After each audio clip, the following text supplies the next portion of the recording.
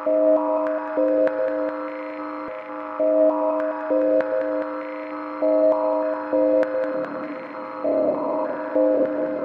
there, this is Dave Scott, and I would like to invite you to listen Monday through Friday right here on Spaced Out Radio. 3 hours a night of the top stories with the top guests, ranging topics from UFOs to ETs, ghosts to Sasquatch, and everything in between. We are live every night, 9 p.m. Pacific, midnight Eastern. So come on in and take a listen at spacedoutradio.com. Spaced Out Radio will take you out of this world.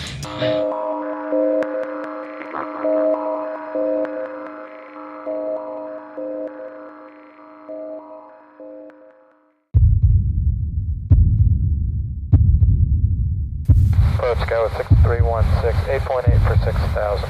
Yeah, 6316, North Approach, going to maintain 3,000, I'm 1 for the right. 3,000, Scout 6316. Redwood 811, going to maintain 4,000, airport open the clock, 1. We take you higher and higher and higher. You feel it over and over again. We take you higher and higher and higher. You feel it over and over again. Norman Fly runway heading runway 5. Let's take off. Check! Hey!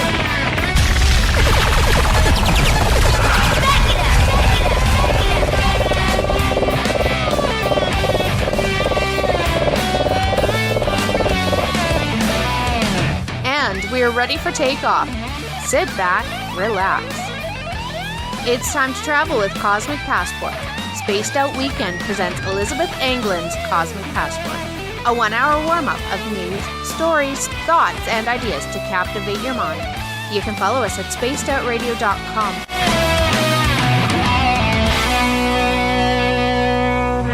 Now 20 years have passed us by, and we look back and count the time. Burning like the summer sun, when the world was young. As I lay staring from the ground, and 7 trumpets wait to sound. And now, here's Our Lady of Flight, Cosmic Passport with Elizabeth Anglin. Good evening, listeners. This is Elizabeth Anglin on Cosmic Passport on Spaced Out Radio Weekend, coming to you before James Tyson and Jenny Jones later on tonight. Hey, we have a great show, 2 great shows coming up for you tonight, and we want to thank you so much for listening to us on spacedoutradio.com. If you are one of our regular listeners, you're probably listening through Spreaker at spacedoutradio.com. You can always find us there. You may also be listening through High Plains Radio Network, a 107.7 out of terrestrial radio out of New Orleans. Thank you guys for listening in. Anybody on TuneIn Radio and any of our many other affiliates, thank you for being here. We do this for you, because I can tell you what, we aren't doing it for my bank account. Nothing's happening. We do this for you. We like to come on the... Uh-oh, what happened? I heard a voice. Okay, we do this for you, and we are here 7 nights a week. James Tyson and myself on the weekends, Spaced Out Radio Weekend. This is the place. Well, tonight on Cosmic Passport, this is going to be the last in a bit of a series about cleansing and clearing space before you go out to become intuitive, go look at paranormal sites, throw yourself into the deep, dark, murky waters of the paranormal, or even the less murky waters of the paranormal. It's sometimes more the ontological shock that we go through when something happens that's scary than it is the actual astral beings in spirit or ghosts that are out there. The things that go bump in the night are sometimes just things that go bump in the night, and sometimes they're just spirits with unfinished business here on Earth. So, no need to worry. It's just when something confronts your belief system, and we're going to talk about belief systems, when something comes at you from the unknown, something unexpected, a Bigfoot, a gnome, if you're Dave Scott, a dwarf, a ghost who is still intent on working on his property, a fairy, an elf, something else, a Native American spirit, something else from another culture that you don't expect, an alien, many aliens, reptilians. All of these things are an affront to most of our belief systems that we are brought up with at this time on this planet. And so what happens with many of us is we get scared. You know, what are you going to do? When we're confronted with something, we don't know what it is. We don't know if it's real, but if it looks really solid, it appears to be real. We don't know if it means us harm. We don't know what the intentions are. We have two things that come to us first as ideas of what to do. One is run away, the other is fight. And we might go through a series of reactions of self-protection of run away or fight, run away or fight, run away or fight, especially if one is an alien abductee or a contactee and you see an alien standing in front of you and you're also unable to move. You may be fighting in your mind, and then you may be trying to run away. So these things can be, because we don't understand them, terrifying. Does it mean they're evil? No, it just means that we're afraid of the unknown. Because what? Because we're human beings. That's what. So it's called ontological shock. And any and all parts of the paranormal can create it in our systems. And any and all parts of the paranormal can be traumatic for us because we experience ontological shock. What is ontology? It's our worldview. It's something that threatens or challenges our belief system or belief systems to the point of cracking. Now, why am I mentioning this? We all know this. If you're out there, you're a contactee, you're an abductee, you're a Bigfoot experiencer, you're an animal communicator, you know that, you're getting used to dealing with the unknown or dealing with things that are highly unusual or highly weird. Why do we have to talk about belief systems and worldviews? Well, because through the process of trying to understand the paranormal and the unknown, you are, in a sense, throwing yourself off a cliff, so to speak, of your own belief system. And you don't know where you're going to end up after you go through what you go through. Now, maybe you do know. If you do, you're a much more prepossessing person than I ever have been. But most of the time, anybody who is going through looking into their abduction experiences, their alien contact, their other paranormal experiences, is being confronted with a major worldview change and a major set of change to their belief systems. Now, by the same token, belief systems are not actually any good for scientists either. And Eric Markham and I had this conversation on Friday night about belief systems being touted as science, or especially in the paranormal field, opinions becoming science. Like somebody thinks, hey, well, those aliens, they be demons. That's what they are. They're demons. Well, okay, do you have scientific proof of that? Well, do you have scientific proof of a demon? Well, do you even have scientific proof of an alien? The fact of the matter is, we don't know scientifically what anything is, but we may have belief systems about them. I believe aliens are aliens from off the planet because of my experience of them and the wholeness of the nature of my experience with them. But that is my belief based on experience. They could be hiding something from me, and they could be aliens from under the sea. But my belief from my own experiences, aliens are they're extraterrestrial. So you don't have to have the same belief. But the fact of the matter is, my opinion is not science. If you get 100 people together who are abductees all saying the same thing, you have the beginnings of a science. Not of a belief, but of a science, because you have data points to say these people experienced something that led them to to come to the conclusion that aliens are extraterrestrial in nature, not terrestrial. So, anyway, getting back to I'm going to stop going global and I'm going to go local to the individual. If you are working on your own ascension process, if you are working on coming to terms with your own experiences or your own intuition or your own mediumship, which has become apparent to you, and you're in a place of fear and you're in a place of disbelief, there are some things to be said about beliefs that come from my very good friend Nathan Main, who was going to come on tonight, but he got sick.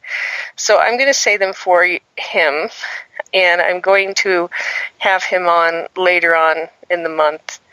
But this is what he has. He's been doing clearing work for 30 years, and he is the son of a Christian pastor from Oklahoma.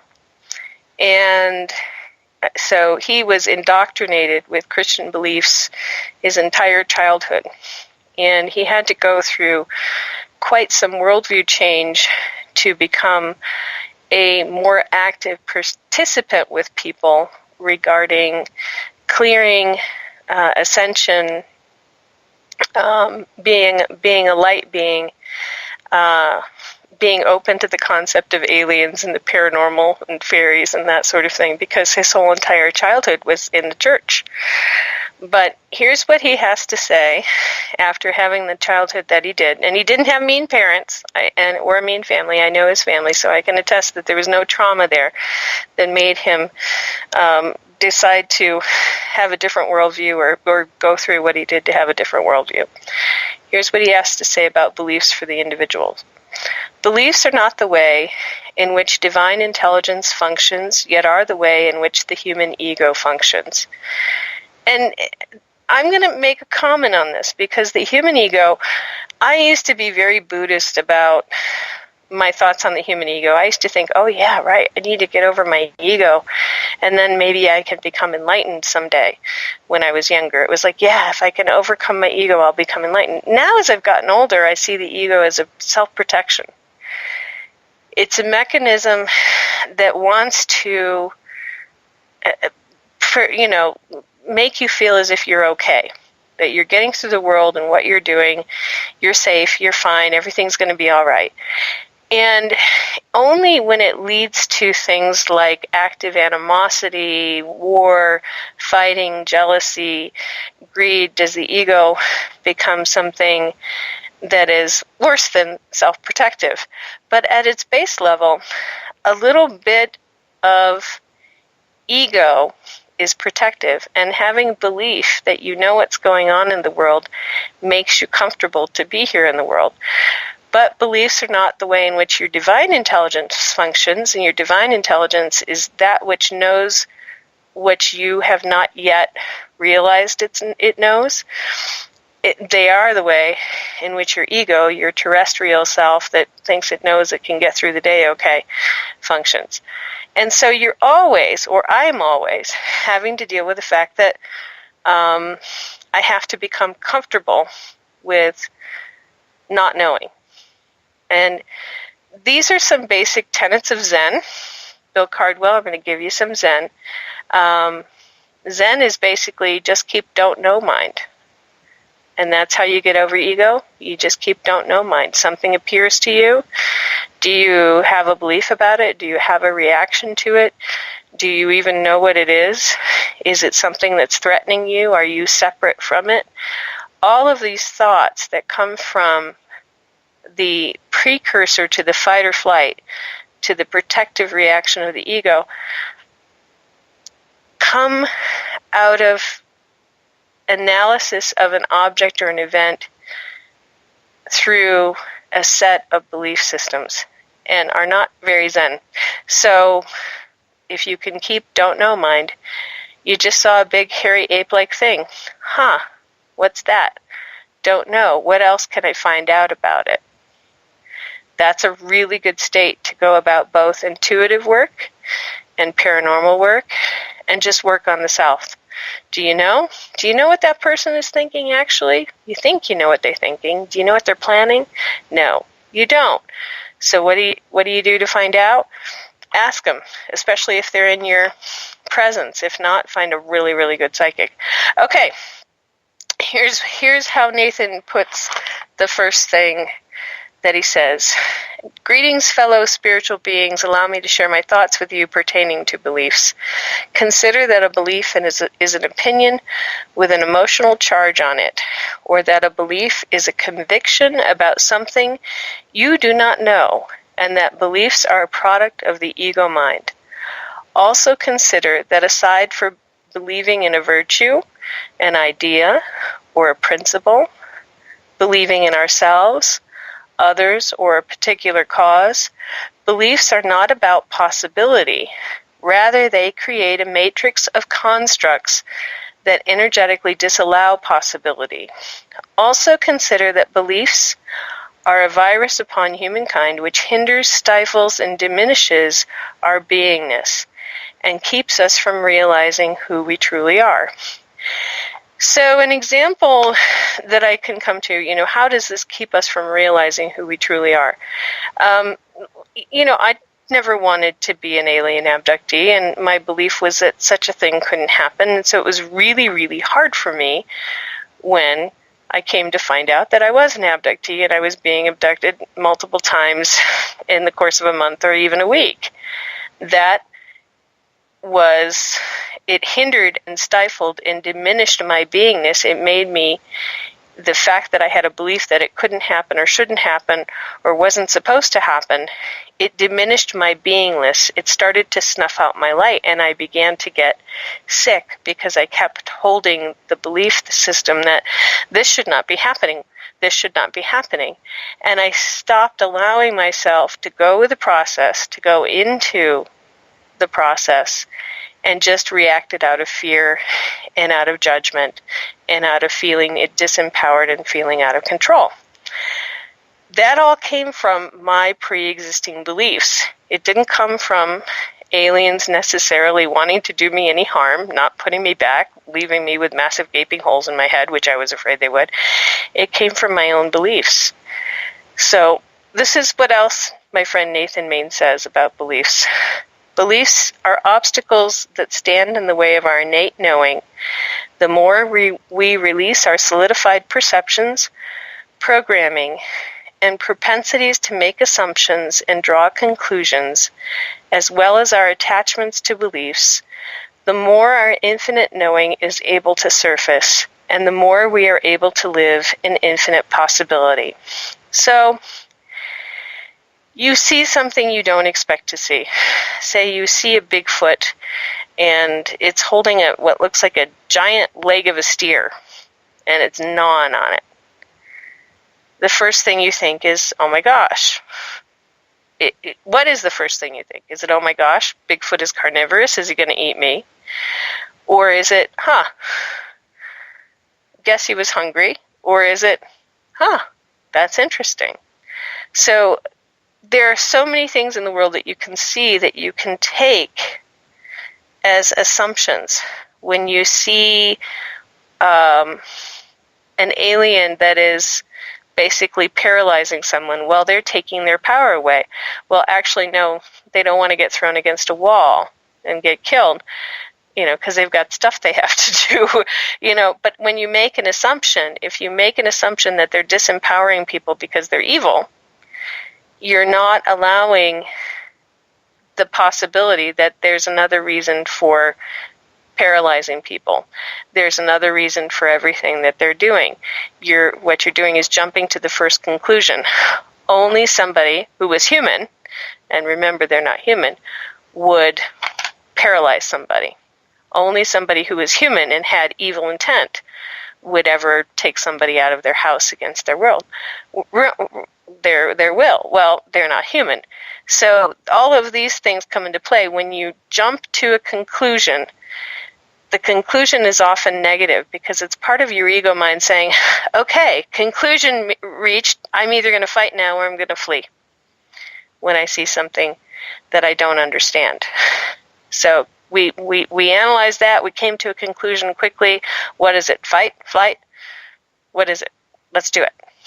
No. In really coming to understand what the universe is about and going into the places that we don't know, we have to quiet our minds enough and quiet our attachment to our beliefs and quiet our desire to make assumptions so we can either fight or flee very quickly, and quiet our programming so that we can get over what it is that we don't know and just be with whatever it is that presents something new to us. So I'm going to read it again. Beliefs are obstacles that stand in the way of our innate knowing. The more we release our solidified perceptions, programming, and propensities to make assumptions and draw conclusions, as well as our attachments to beliefs, the more our infinite knowing is able to surface, and the more we are able to live in infinite possibility. And then he says, we are infinite and divine light beings having a human experience.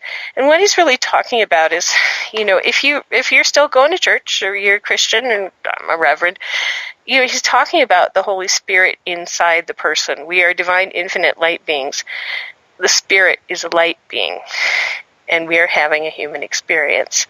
We come from light and we return to light. In our true light being status, we are free of beliefs. Infinite spirit consciousness is not about beliefs, but it is about infinite possibility. For humankind to live in absolute possibility, to ascend to the fourth, fifth, or higher dimensions of wisdom and understanding, or to even achieve immortality someday, we must first give up our solidified perceptions, conditioned and programmed beliefs, as well as our false virtues of beliefs, period. We must overcome, outgrow, and transcend from our ego mind-generated beliefs. This includes religiosity, before we can ever fully awaken to who we truly are. Consider that you are truly a glorious, magnificent, powerful, and spiritual creator light being. And he's really talking from his perspective, Nathan's perspective of growing up in the church, that he's seen religious teachings and the stamp of ownership on spirituality do more harm than good and create more limitations for people than possibilities. And that's his experience, and he teaches out of that. But there's truth to that. And I perceive that there's truth to that as well. It is easier to allow yourself to be infinite, glorious, magnificent, powerful, something good, and a creator light being when you shed so much of the early part of the Bible, which says, you guys are all children of the devil, you damn devils, and if you break one commandment, you broke them all, and there's nothing you can do, the whole pre-Jesus stuff. It's much easier if you just lump it and say, okay, you know what? That's obviously meant that's obviously there's nothing that's very helpful there that allows us to get through life and to be in a joyous relationship with God and with each other if we're all talking about how evil we all are. And that's Nathan's point here about beliefs. Some of that religiosity has just got to go if we want to ascend. And if we want to overcome our beliefs and beliefs that cause us to have wars and attack each other, etc., etc., etc. All right, so one of the things that came up this week for me was I got to listen to a lot of NPR because my computer broke. My computer has the blue screen of death, and I'm on this little dinky thing, which makes it hard for me to read the Space Travelers chat room, and I think it just died. But I listened to some pretty good and interesting shows on public radio because I don't have a TV. I'm one of these poor loser Netflix people who does massive downloads of shows all at once, like the Green Arrow and the Flash, and I like Heroes, and Westworld, which if you really have an existential crisis, you should watch, because, man, that'll make you see the evil in people and wonder about your own consciousness and the loops that you're in and your belief system about reality. So my computer was dead, and I'm listening to the radio instead. That's my Thanksgivings after, Friday, Saturday, and Sunday. I'm going to take a drink. And one of the things, and I also got some Facebook when I got my little dinky computer, and one of the things that I've been reading about is Standing Rock, which is appropriate because it is Thanksgiving, and we have a belief system, at least in the United States, I'm sure not Australia and everywhere else, that Thanksgiving was something that happened between the Pilgrims and the Wampanoag, or other tribe in the Wampanoag area of Indians on Cape Cod. Well, I've been to the place where it supposedly happened, and it was a rough kind of life. But some of the things that we've been taught, there was an historian on NPR this week, and she's local in New Mexico, and her name is Roxanne Dunbar Ortiz, and she wrote a book called and I think it's the Indigenous Peoples' History of America, but if you go to her website you can find it, and she was giving a talk on her book in regards to Thanksgiving, but the other part of her talk had to do with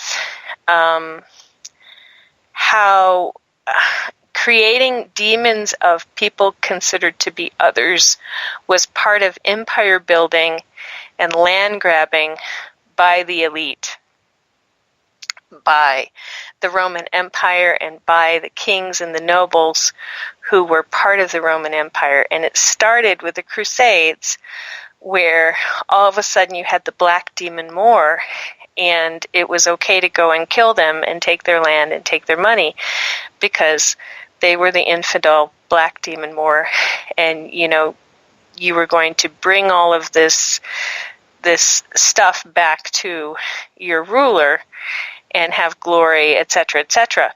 But the first things before the kings in the Roman Empire went about taking from or declaring war on the Muslims and the Moors, the first things they did, they declared war on their own people. They started to move people off of their own lands, and they started to create laws like in Robin Hood, where you couldn't hunt in the commons.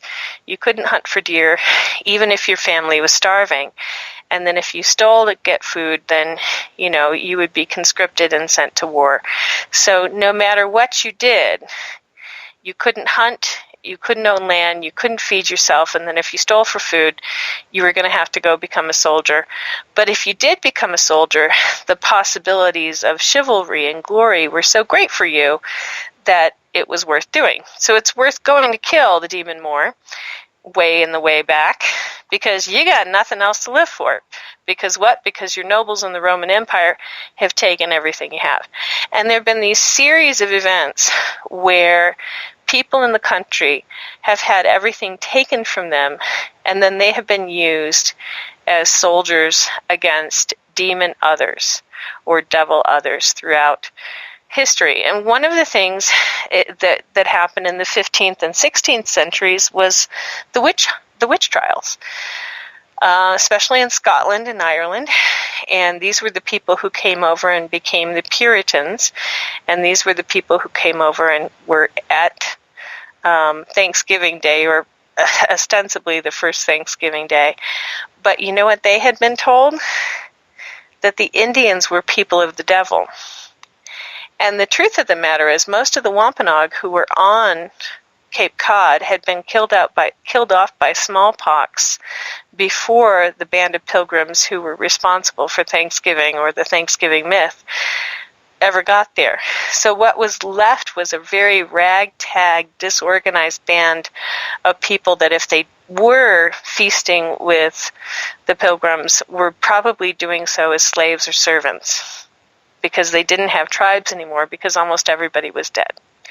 So that we have this huge myth of Thanksgiving, and the unfortunate thing is that it goes along with religiosity, and it goes along with landlessness. That these two things, this demonizing religiosity and the creation of landlessness so that people who have more power or more control, who are closer to the organized religion or closer to the monarchy, can do land grabs of demon others or devil others, like the Native Americans. So Roxanne Dunbar Ortiz goes on to say, it was very highly unlikely that the Pilgrims and the Wampanoag were sitting down together for Thanksgiving as equals, which we like to believe in our country in America because we like to think everybody's equals, or we like to think that our country believes this. And she says it's highly unlikely, and that the Native Americans who were there were probably serving in some way or another. So, okay, move forward. As time went on, the Puritans who had the witch trials in Salem, those were the same people who believed that the Indians were devils. But then when they had basically killed off all the Indians, they turned on themselves. So a whole new session of moving people out to the west began, where the demon others were not necessarily Native Americans. They could be Irish. They would be one of the quote-unquote lower classes, and they would be, their land would be grabbed in Ireland, and then their only way of getting out of a situation of starvation and inability to care for themselves was to go to the New World and to be in servitude and then be promised land after that servitude was over, and so on and so forth until today, where what we have is no more room to do land grabs, and we've got people standing up at Standing Rock going, no, you can't put your pipeline across our water source. We aren't going to stand for that. We're going to stand against it.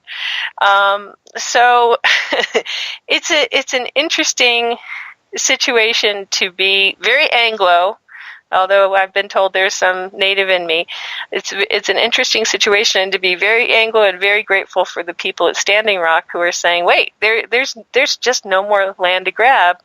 There's no more stuff you can take. So take your pipeline and take it back.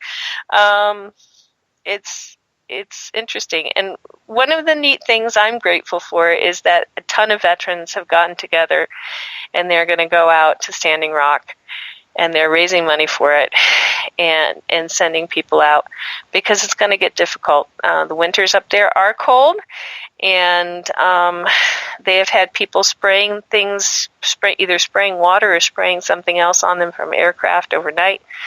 So who knows what's going on there. But it's a very ironic tale because it's still happening. It's still Thanksgiving. And there are still, finally, Native Americans, the ones that are still here, are standing up. And also regular Anglos and everybody else who feels that they are just in their cause are standing up and saying, yeah, take your pipeline and take it back. So that's my little Thanksgiving tale. Oh, and the other thing I got to hear, which I know is totally random, was that they sent a photon back in time. So basically you can time travel. That you can both, they both sent a photon back in time, and they also were able to, Scotty beam me up a photon. You know what that is. I can't think of the word. But the interesting thing about the sending the photon back in time experiment that they did was the photon that they sent back in time immediately tried to kill its previous self and was unable to. So if you ever get sent back in time, apparently it's really hard to kill yourself in your previous state. At least it is if you're a photon. So that's good news for some of us who feel we're time travelers. You can't kill yourself, or you can't if you're a photon. I hear James in the background. Can you guys hear James? No. Oh, they can't. Okay. Well, that being said, I'm going to move on to some thank yous. This is a good way to clear your space, is to do is to thank Spirit for stuff. And if you're Christian, we're talking the Holy Spirit. If you're Native American, we're talking Creator. This morning, one of the things that happened to me after hearing that photons that get sent back in time can't kill themselves in their previous time frame, was the next show that came on was this lovely Native American man giving thanks to Creator for everything. And he went on for 10 minutes giving thanks to Creator for everything. And I was driving back from seeing my horse, listening to him give thanks to Creator for everything. And I was like, yeah, this is awesome. I like this. My truck is really, really clear right now because Creator has been given thanks for everything. So if your space is getting gunky, and you're feeling like you're getting gunky and you're unhappy and you're just not happy with what's going on, be conscious of what your mind is doing and think about everything that you can possibly be grateful for and give thanks to Spirit or give thanks to Creator for that. So here are some thank yous that will really help, or here's just a little snippet of how to do that, how to be thankful in a way that clears your space. You ready? Here we go. Spirit, thank you for everything I experience and enjoy today and every day. Thank you, Spirit, for the infinite blessings that come my way every day. I am so very grateful and elated for the countless blessings that occur for me throughout my life and experience. Everything is perfect and divine, Spirit. Everything is perfect and divine. Yes, everything is perfect and divine within itself. I am so grateful, Spirit, for the divine guidance, inspiration, assistance, and blessings I receive today in support of fulfilling all of my desires, dreams, creations, obligations, and responsibilities. I am so grateful, Spirit, for the divine guidance, inspiration, assistance, and blessings I receive daily that so perfectly empowers me to meet and fulfill all of my financial obligations, responsibilities, needs, and desires with ease and joy and glory. So when you're feeling gunky, when you feel like you've been attacked, when you feel like there might be something in your space, think about the most expansive way you can be grateful and write down your thanks to God, Creator, Spirit, Infinite Being, however you want to see the divine. Write down your thanks and sing it out. Sing how grateful you are. That is the number one. Thanksgiving is the number one most clearing thing you can do for your space. It's when you're ungrateful that all sorts of bad things happen. And I was going to tell the story of some fairies, and I kind of lost the thread here because there's all these fairy stories about what happens to ungrateful people, that they meet fairies and the fairies do bad things to them if they're ungrateful. But I'll just get back to it. I'll get back to what the thread was for me and how the fairies came into this after the Native Americans and the photons who can't kill themselves in a different time frame. So when I first met Nathan, I went to one of his group clearings, and it was held at our house in the mountains at Sandia Park on the east side of Sandia Mountain. And it was a beautiful place with lots of beautiful oak trees around it. And I had been having trouble for about 3 months with things of mine going missing and then being put back in different places. And one of the things that was so incredibly obvious was my handmade bowstring. I had a handmade longbow that I was shooting in the Society for Creative Anachronism, and a handmade bowstring that was really cool. It was made out of sinew. And this bowstring I couldn't shoot because I didn't have a bowstring, and I was looking everywhere for it. And one night I get home from work, and it's getting close to the weekend, and I really want to go shoot. And I'm kind of upset because I don't have a bowstring, and I'm, thinking to myself, gosh, I guess I have to get another bow. Dang it. The next morning I go out to my truck, and right in front of the driver's side door is my bowstring put very neatly in a straight line in front of the door so that I can't help but see it when I open the door. And I'm like, oh my gosh, there's my bowstring. And somebody set it there purposely in a completely strung out, nice, neat line. And so I was like, okay, that is just too unbelievably weird. And then the rest of the next couple of months, I would lose a wonderful citrine crystal and it would come back. I would lose a moldavite necklace and it would come back. And finally, I was working part-time at a metaphysical shop, and I didn't believe in fairies. I thought that fairies were, cool for Tolkien, elves and fairies and all that, but, I'd never seen one. And a friend of mine who's a very, very good reader said, oh, fairy, you have a fairy who likes you. So she goes, go home and ask him to present himself. So, being very skeptical, I went home and I asked the fairy who had stolen my bowstring and put it back, or borrowed it, because he wanted to check it out, to come and present himself. And all of a sudden, in my mind's eye, I can't see him physically, and this gets to be like Bigfoot, but in my mind's eye comes this very tall, dark-haired, he was very pale-skinned, but dark-haired, very tall, skinny, mountain elf or mountain fairy. He was probably 6'4", dressed in a nice fairy brown, and he comes up to the front door looking all abashed and kind of kicking his feet, and he was like, yeah, it was me. Yeah, I did it. He's like, why don't you have a boyfriend? And I had just actually broken up with my boyfriend who was a bowmaster. So that's another long story. Like my boyfriend was like actually a fairy dream in reality. But he was like, "Why don't you have a boyfriend?" And I'm like, "Well, I just don't right now." And he's like, "Oh," he's like, "Well, you're kind of cool." And he's being kind of shy. So I'm having this mental conversation with this tall, dark fairy who I never believed in until that moment. So the next time we had a fairy incident was when Nathan did a group clearing at the house, and he invited people over to be part of the clearing.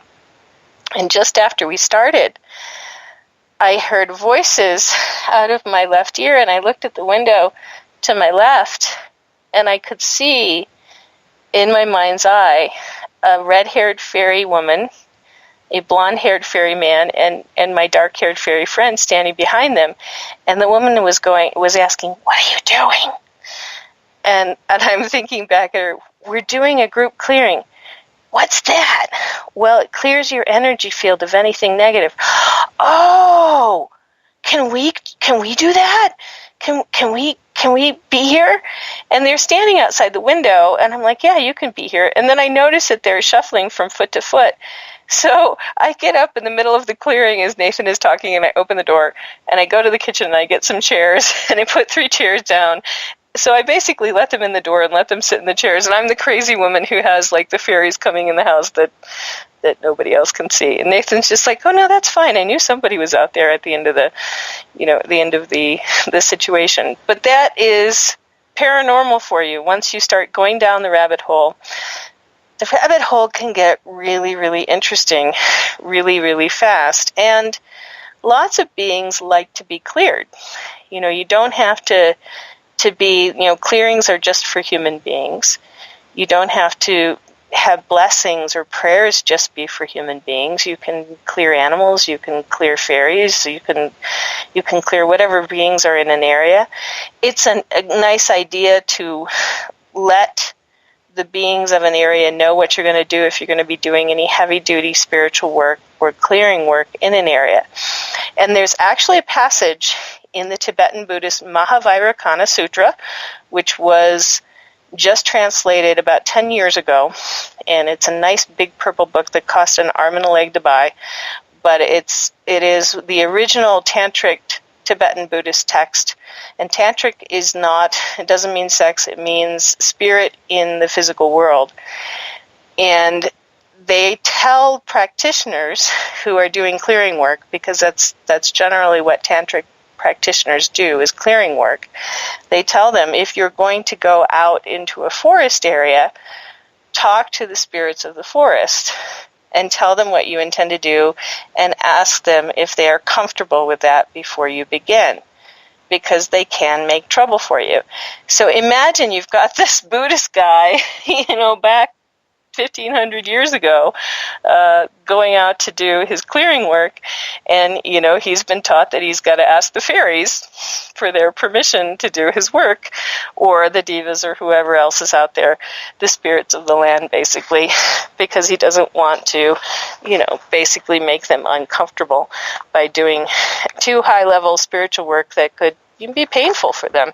And it actually says in the sutras that it can be painful for lighter-bodied folks, depending on how strong a practice you are doing. So, if you decide that clearing work is your thing, and you want to go out into the mountains or the wilderness, think about who might be around in the astral plane and, tell them what you're up to. That is the Tibetan Buddhist way. At least that's what's in the Mahavajrayana Sutra to practitioners when they go out. So anyway, speaking of fairies, if you ever get invited to a fairy folk festival by actual fairy folk, apparently in all the fairy tales or the origin stories, don't be greedy. They don't like greedy people.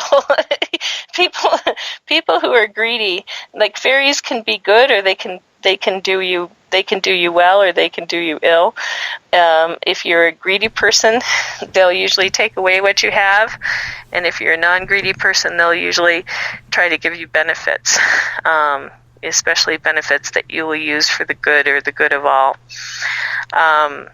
Anyway, I got 2 origin stories of the hidden people, and one of them is really a lot like my ferryman, and who I'll call Daniel because that's his name.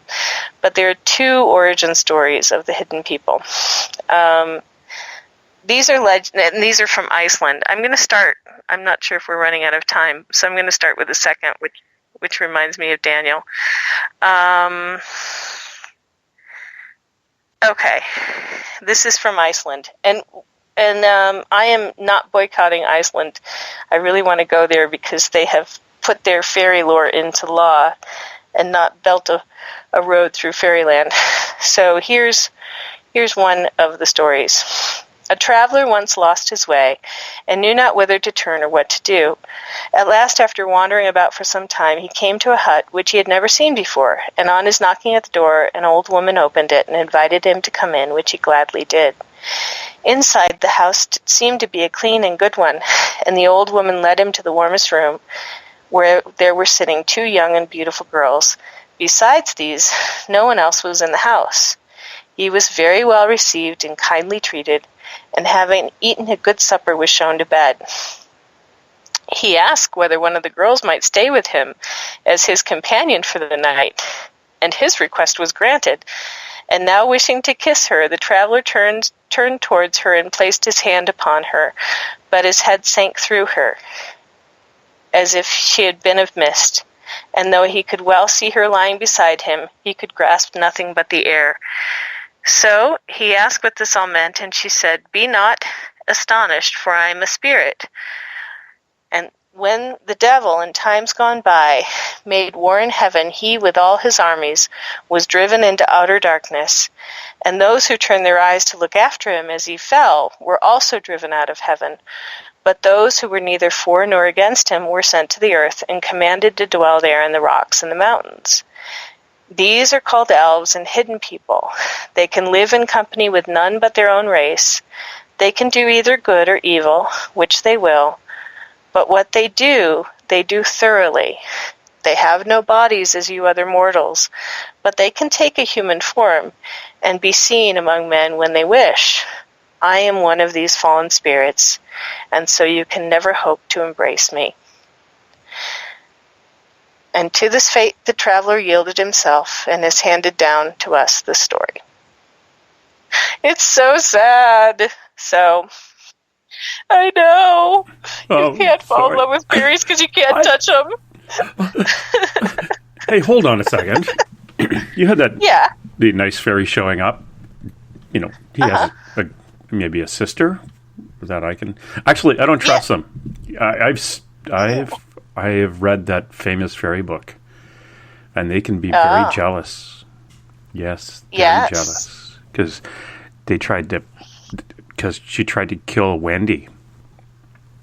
Because Peter Pan that's in the Wendy. Peter Pan book. Well, no, I mean, some people will paint them with a darker brush, but Daniel, when I moved back to New Mexico, I got in touch with him, and he's got a girlfriend, so he's not very jealous, and he's also more attached to the mountain. So I'm not near that mountain, not near enough. Not near enough to the mountain, and can't compete with the. He's got a girlfriend. Well, is it like a school teacher from the area, or somebody else he followed home? It's another fairy chick. It's one of his kind. It's a fairy chick. Yeah. So I guess they can't intermingle, so to speak, can they? If you are intuitive, you can, and you don't go around telling the wrong sorts of people, which the wrong sorts of people are not listening to Spaced Out Radio and are not coming with a little white van, so I'm not worried. But maybe. But if you're they can I mean, like I said, they came to the clearing. They were to me, they were obviously there, and you can have conversations, and they will physicalize enough to take your stuff. Okay, I don't think you quite understand the term intermingle. Nudge, nudge, wink, wink. No, they cannot do that thing. Why? No. I don't know, but that did not happen. Would they get smoted? I think it's just not. I think it's maybe Daniel was chivalrous, and he was like, "Well, we're not going to go there if there's not anything that can long term come out of that." Yeah. But no, I don't think so. Just checking. You can kind of like have conversations and stuff, and be a bit smitten, but I don't think he can go all the way. Okay. Maybe somebody else has. I don't know. But in my experience, it didn't happen.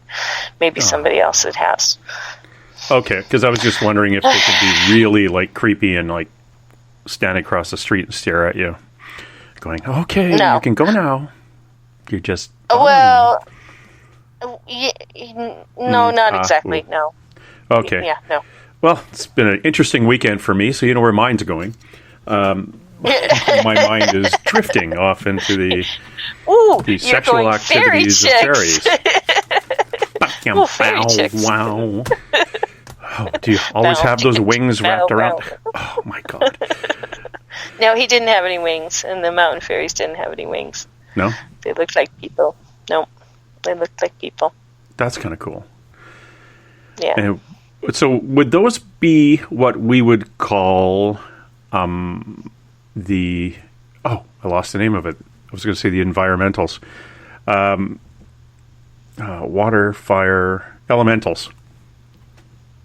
No, they're elven / fairies. Okay. They're not divas, not elementals, but he was attached to that particular area of the mountain. He doesn't tend to range very far away from that particular spot. So there's some attachment to the area. I don't think that makes him an elemental. I think there may be something else going on there with that. How long has that group of beings been sharing the same dirt we are? I don't have them online. I didn't ask, and I thought it was a bit odd, and I'm not sure if the Native Americans of this area have fairy stories like they do in the East. But in the East, they have fairy stories.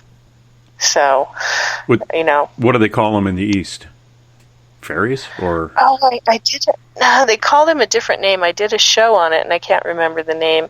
But it was very common in the Cherokee that people in Tennessee would be invited into the fairy town. Like if you had wandered away, or you were just kind of dreamily, walking in the woods, you would be invited to somebody's house and meet their family and have dinner. And then you would find out they were fairy folk. Oh. And What would you eat? What would a fairy folk eat? Well, they would feed them regular food. Huh. They would treat them like a community that they didn't know was there, and treat them well. And then the next day, they would go out. Okay, so the fairy is walking into this community. No, this is a fairy community, right? It would be the person like you or I. Say we dreamily go off into the woods, find this place, not being very serious about it, and talk fast. All of a sudden, we get approached by somebody very friendly who says, "Would you like to come to to dinner at our house? It's just up here." And then you get to the house, and it's a whole community, and they're all celebrating the fact that you've arrived. Yay. And then the next day you get sent away. Yay. And they say, "You'll have to come back again." Yeah. Hey. Whoa! Thanks for showing up. It's kind of. I'm wondering, like, the fairies go out and knock a moose on the head, pull some veggies. There you go. We've killed a large animal. It wasn't for you. In the references that I was reading. It was just that there would be something odd about them, and the Cherokee would know, wait a minute, these are not Cherokees, these are those other people. Those other people.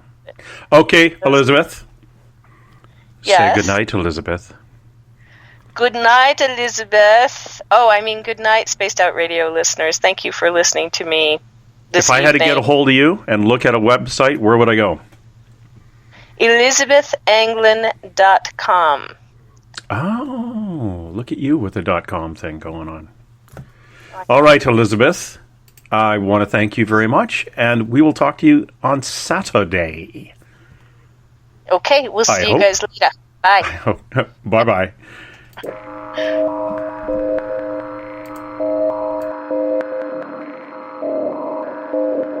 Hi there, this is Dave Scott, and I would like to invite you to listen Monday through Friday right here on Spaced Out Radio. 3 hours a night of the top stories with the top guests, ranging topics from UFOs to ETs, ghosts to Sasquatch, and everything in between. We are live every night, 9 p.m. Pacific, midnight Eastern. So come on in and take a listen at spacedoutradio.com. Spaced Out Radio will take you out of this world. Hi there, this is your psychic medium Joanna, and I would love it if you would join us every other Sunday on Spaced Out Weekend. With host James Tyson, we'll bring you personal psychic messages on 2 mediums and a large. Questions about love, life, career changes.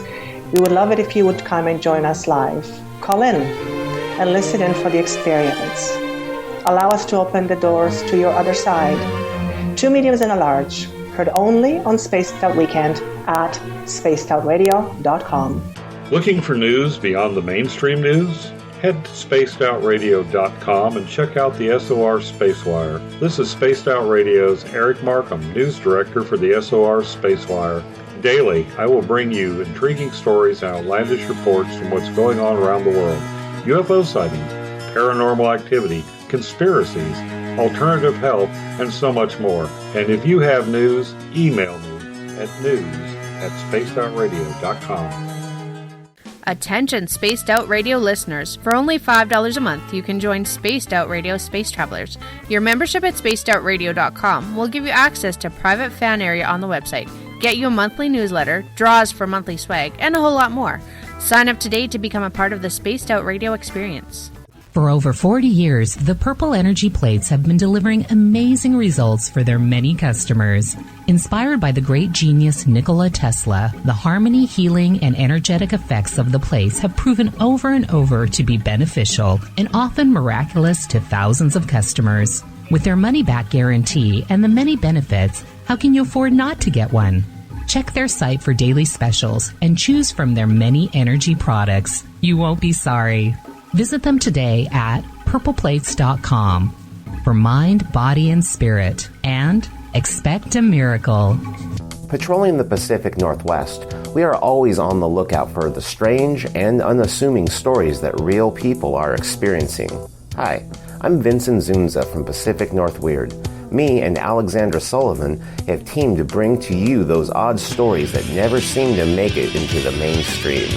stories so weird that we'll leave you scratching your head wondering, is this real? It's as real as it gets with Pacific North Weird. You can watch our videos right here at spacedoutradio.com.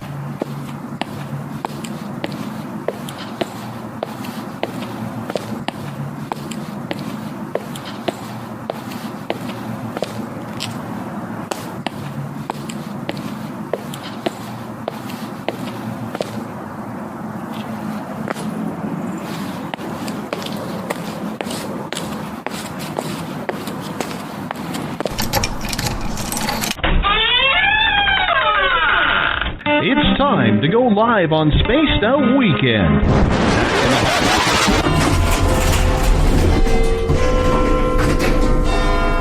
13, please. Oh, hi, Kevin. Oh, is that the time? Kevin, my friend, don't you find that watch just a little bit loud?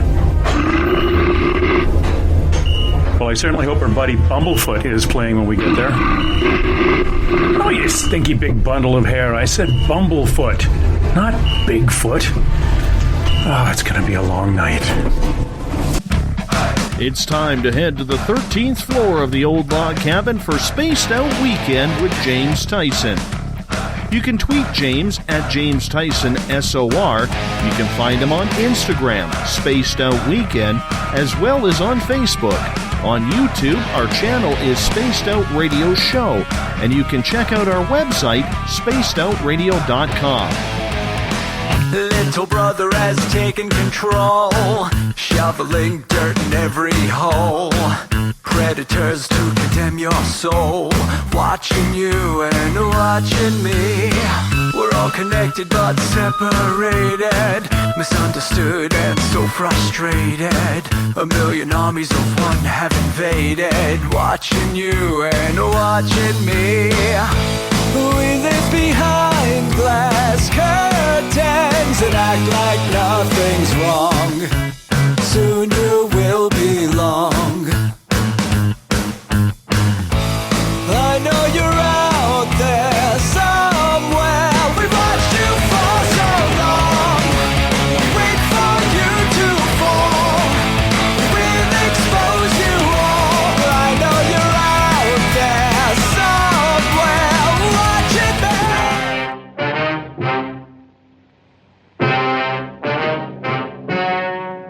Ladies and gentlemen, the story you are about to see is true. The names have been changed to protect the innocent.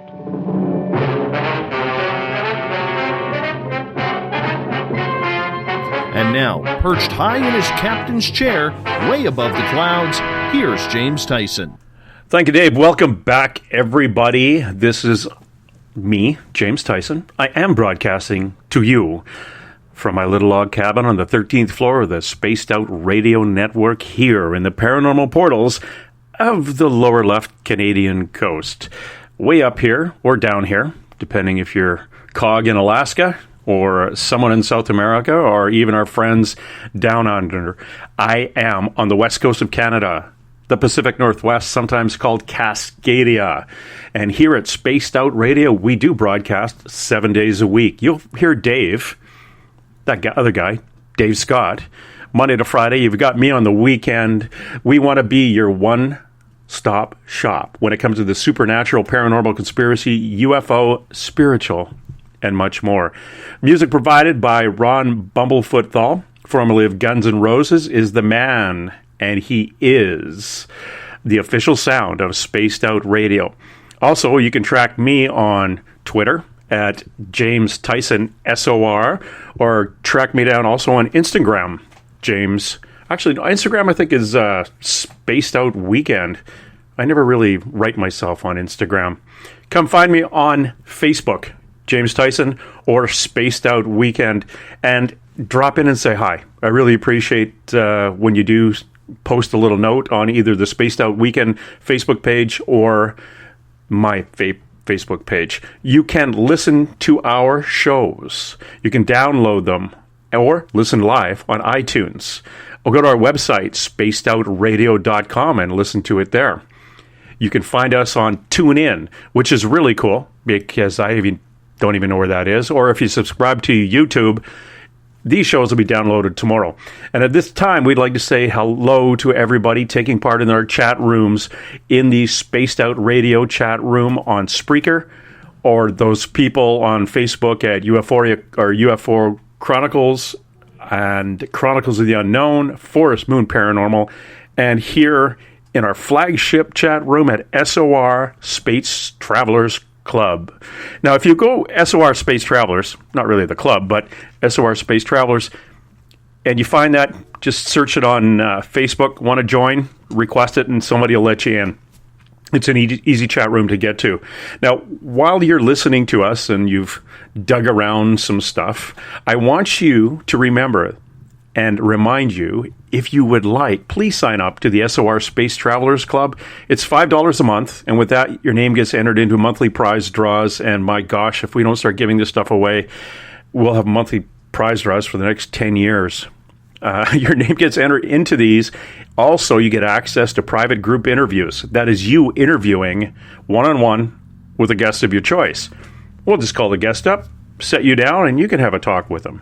You get access to special section on our website and a ton more, giving you a heck of a lot more than other stations do, and just the archives. While at spacedoutradio.com, you can read our latest blogs and check out the Eric Markham SOR Space Wire for the latest in weird stuff. We also have a new feature on the website.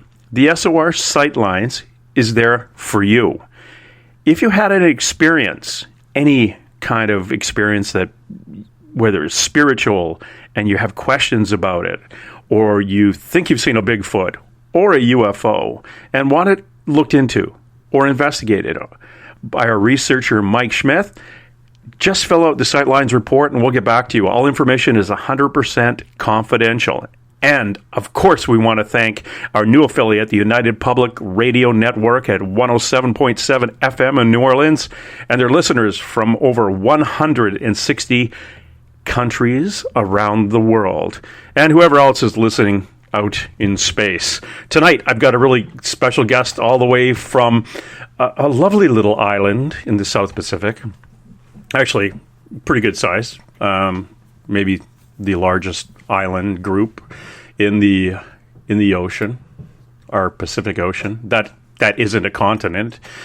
From New Zealand, we are so pleased to have with us Ginny Jones.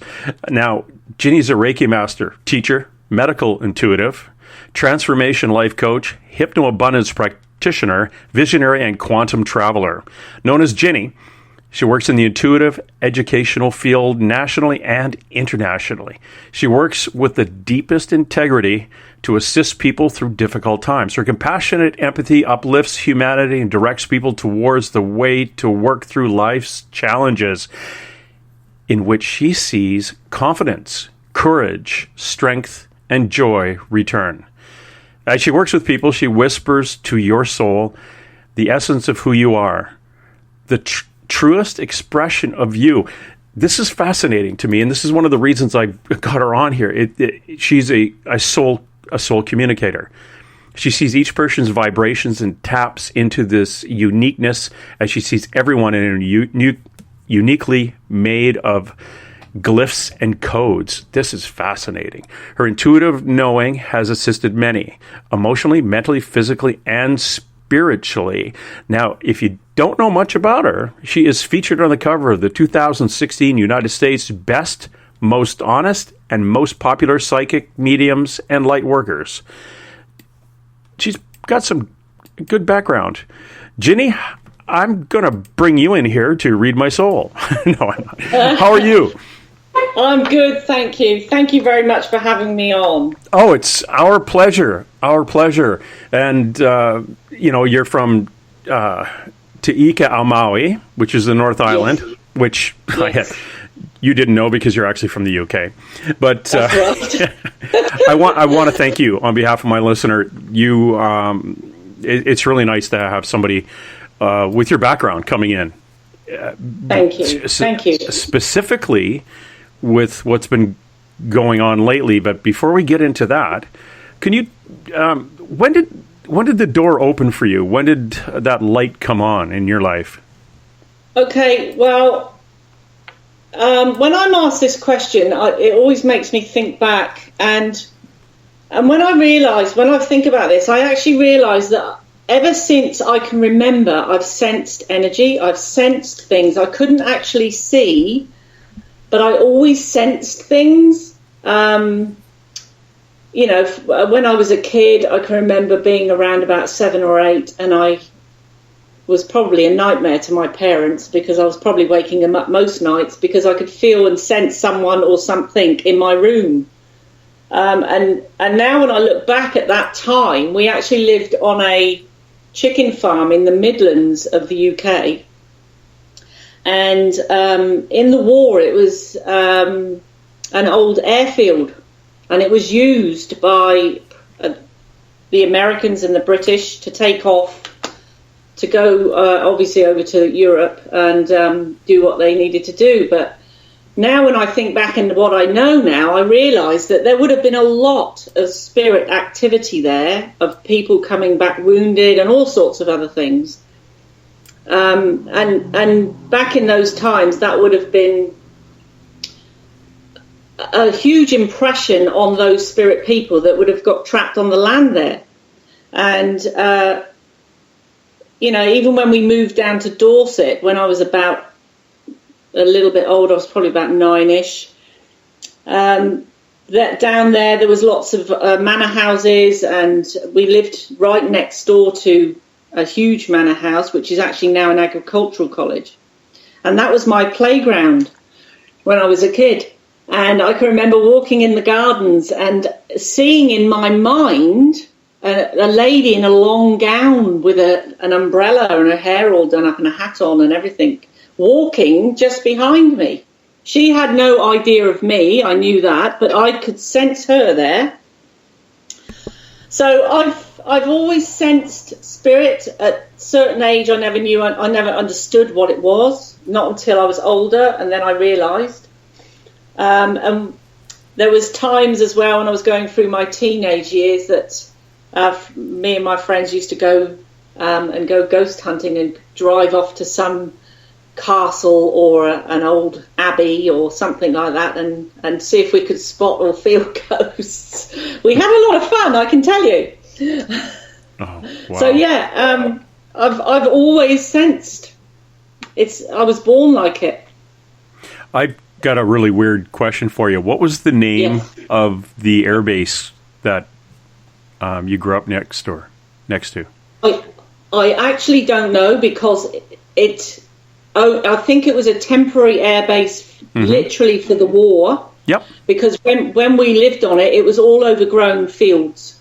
What? But it was right outside or near Stratford-upon-Avon. Okay. Because it would have been really weird if it was Swanton Morley or Hartford Bridge, because those are the two air bases my dad was on. So kind of that weird connection. And there's a lot of New Zealanders on those air bases too, because those were the Commonwealth Conversion Forces. So my dad's bomber crew was New Zealanders, Australians, and Canadians. Wow. Yeah. Anyway, I throw that out just for my own interest. Yeah. So do you have this ability, this sensitivity? Is it, come from your mother's side, your dad's side, both sides? Okay, it comes from both sides. I only found this out a few years ago, and that was because I was asking both my parents if there was anything way back in the family.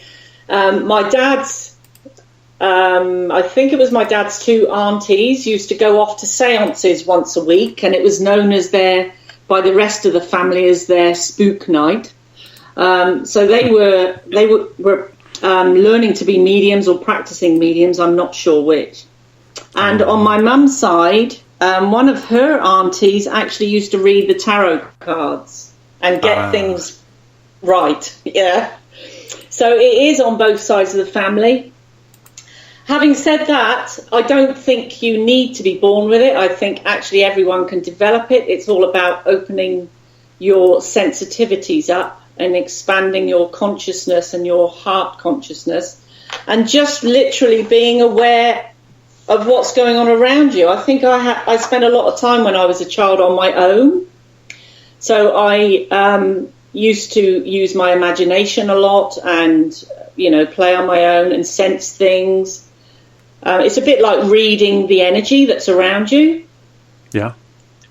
Yeah. That's fascinating. I am trying to open that back up again.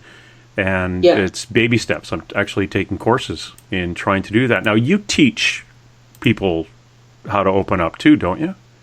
I do. I don't actually have proper classes, but when I do a session with either a healing session or one of the activations or even a reading, then, if they ask me or we get onto that subject about opening up, then I will guide them in what way I know, and I go by my own experiences, so I quite often will say how I did it.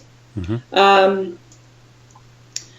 And really, because you get wrapped up in normal life at a certain age, I actually joined when I was about 21, I joined a closed circle, and I was in that for about probably about 6 weeks, but I think I was too young at the time.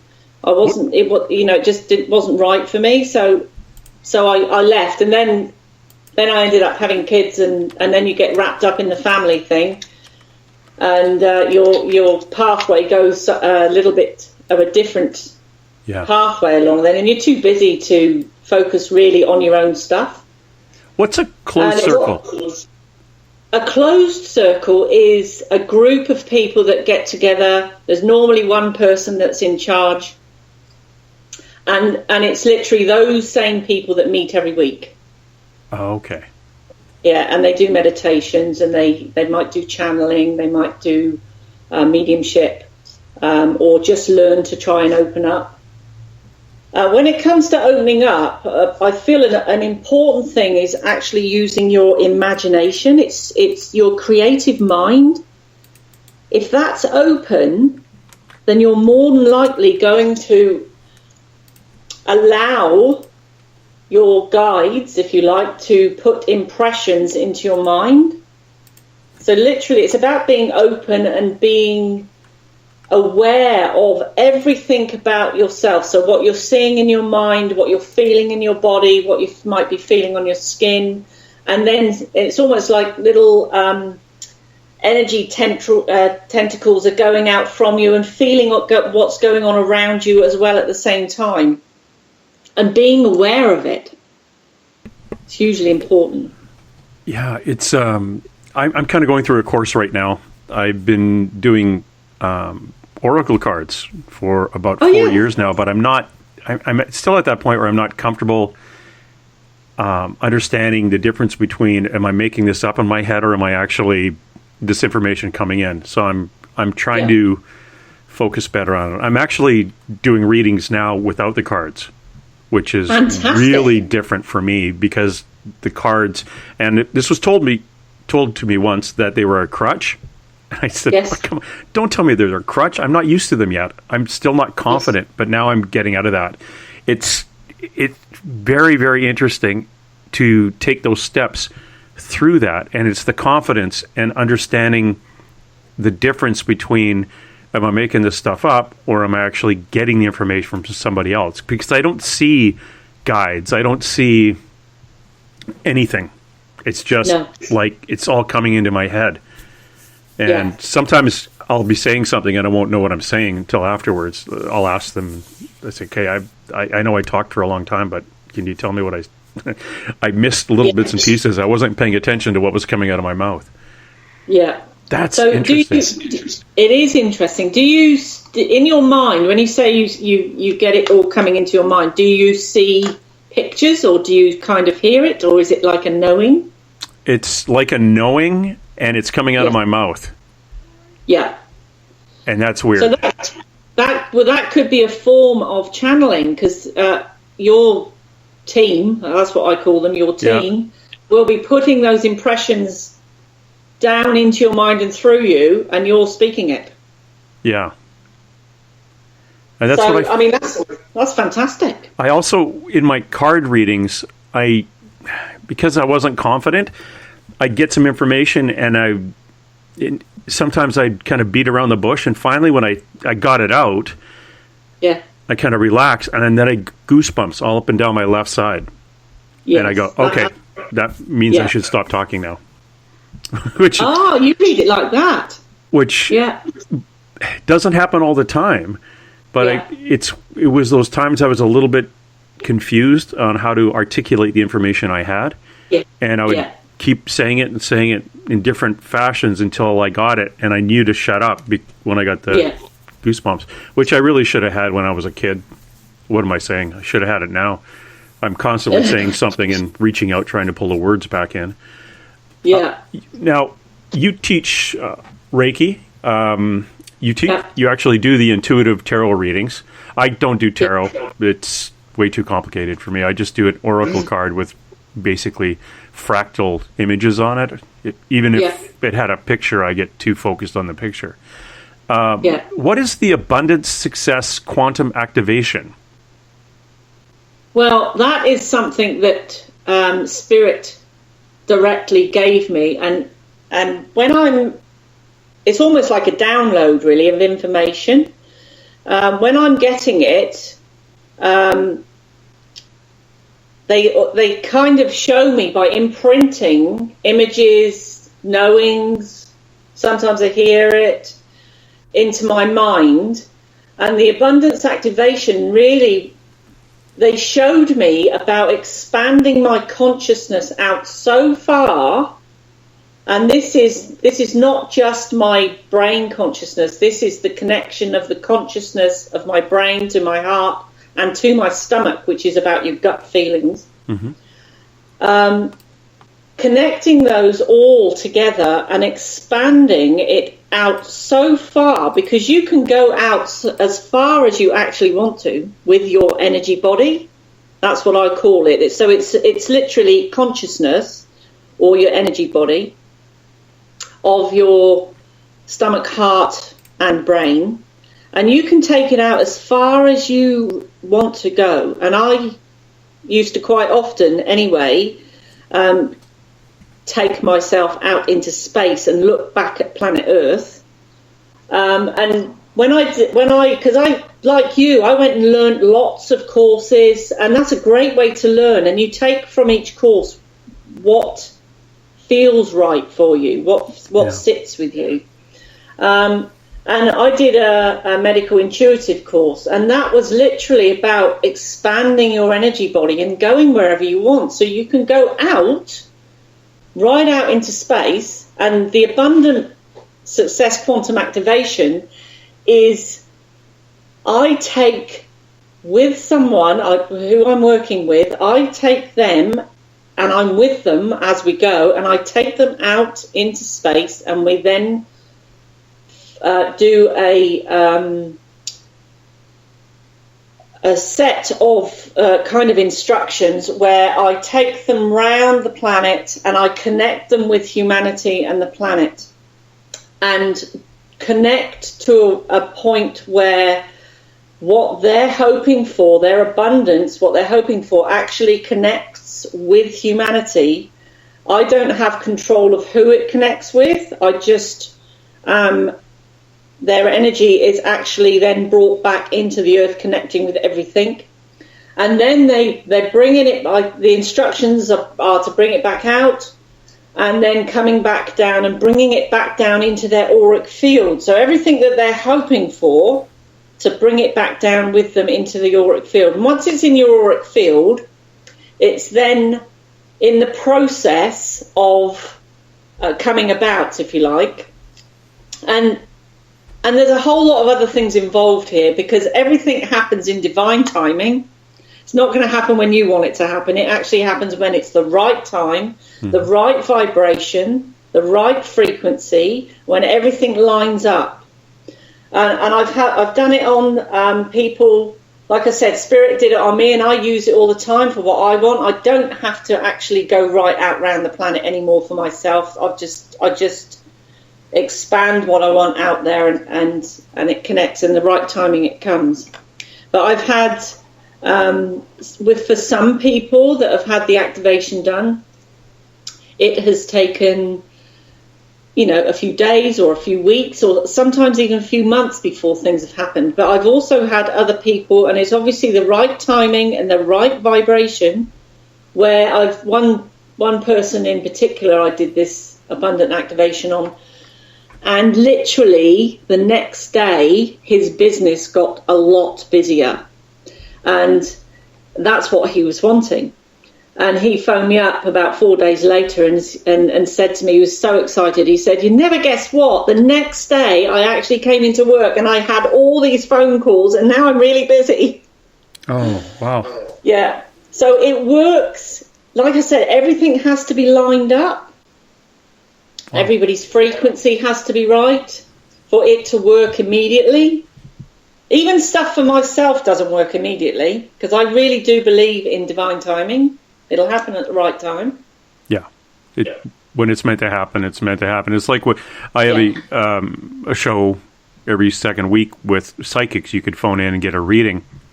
And I swear, if those ones where you can't phone in or you missed it, it just wasn't your time. Yeah, absolutely. Yeah, it'll happen when it happens. You also do another thing called a light body quantum activation. That is interesting because one of the things I want to talk to you about is that is for the ascension into the fifth dimension and beyond. Now, I've been told this is my last incarnation in the fourth dimension, and my next incarnation will be in the fifth. But does your light body quantum activation actually prepare you for the fifth, or does it push you into the fifth? Again, it's about timing and where your frequency is, but this is about light codes. This is about the light in your body, and you're raising your frequency up to the highest point that your body can handle. And all those things, along with other things as well, to do with your consciousness and everything else, once they're lined up, that's when you're going to ascend, or your light body. With the actual light body, I see, after doing the light body activation, I see the light codes in the body, and I see the light in every cell of the body, and it's almost like the body then is completely lit up. It literally is like a light body activation, and it's the breaking down, because it's quite complicated. The first part of it is a healing session of clearing out old beliefs, ancestral patterning, all sorts of different things, to try and get the body pristine and the cellular structure pristine. So it's about the DNA as well. And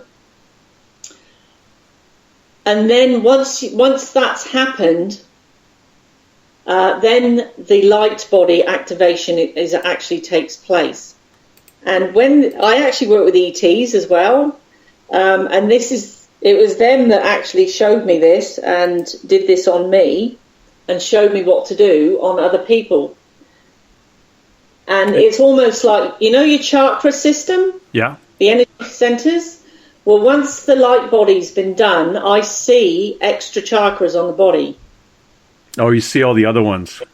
Like the legs and the cone above your head kind of thing? Or the circle? But also other ones that are running alongside the normal chakras. Amazing. So it's like new ones appear. Now, you say this information was given to you by ETs. Could you describe which group, or do you know which group they were? Well, I work with several different ET races, and this isn't like in the flesh. This is them putting impressions in my mind.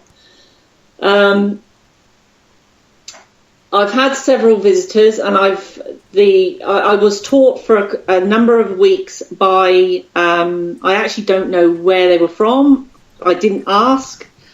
I just knew that they were teaching me, and I'm eager to learn anything new, so I took it on board.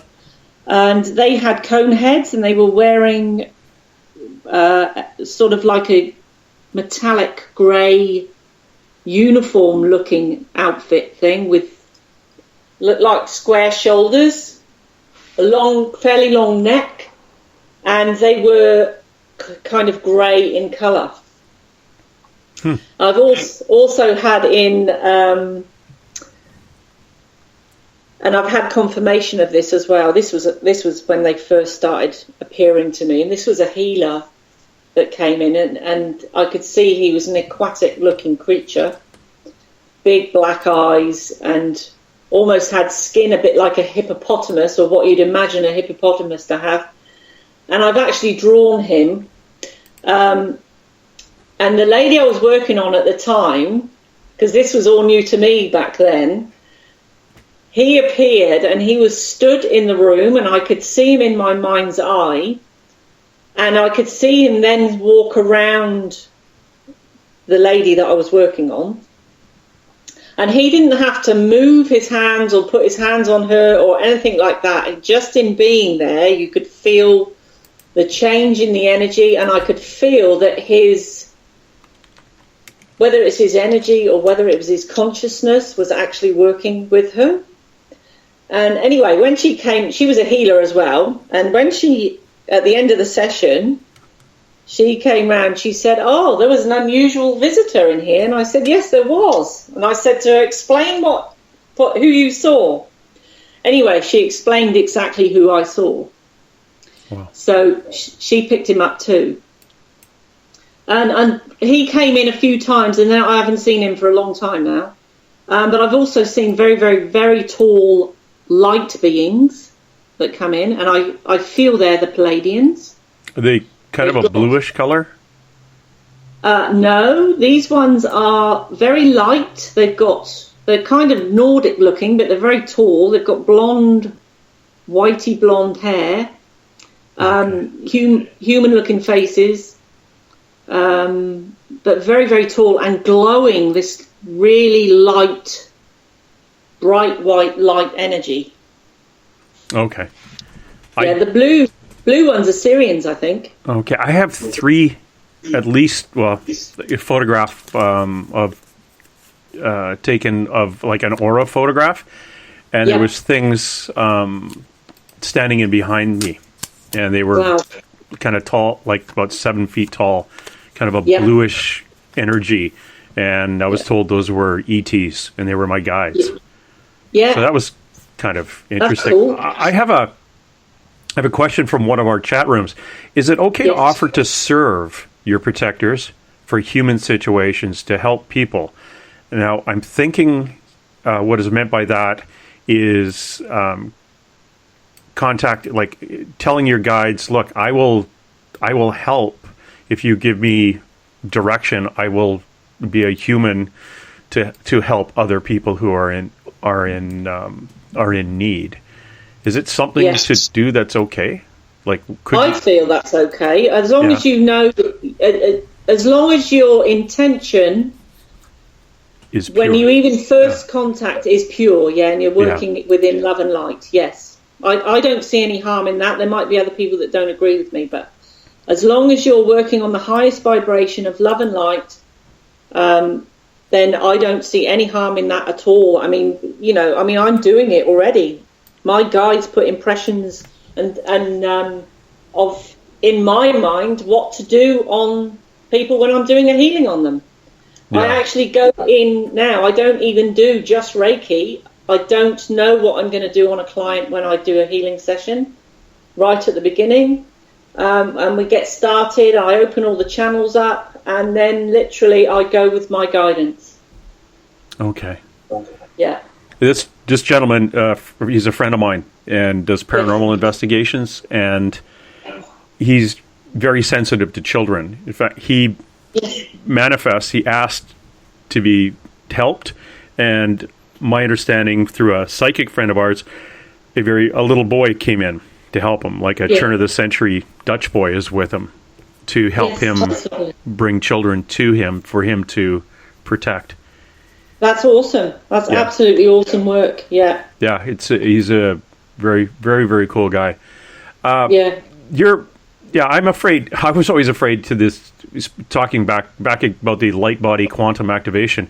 Now, for those of you out there, if you want to see some of the things that Ginny is involved in, you can go to her website at www.abundant-success.com. Again, that's abundant-success.com. If you are following us on the Facebook chat room at SOR Space Travelers, I've posted it there, as well as on the Spreaker chat room if you want to give it a click and follow along with me. But going back to the light body quantum activation, it kind of scares me because I don't want to be completely prepared for the next step, because I don't want to get, something fall on my head. Okay, I'm ready to go. Here I am. Thump. Oh crap! I should have waited. Yeah, well, you know what? Your body and your whole being is so intelligent that it would only allow you to go as far as what you could go at that time anyway, I feel. But what it does do is really raise your vibration, your frequency. So in that way, it does give you a bump forward, if you like, or a bump up. And then it also expands your consciousness more. Mm-hmm. But I don't think, your body's so intelligent and your whole being is so intelligent that, it's in charge really of how far you go, and so's your consciousness, your soul, and everything else.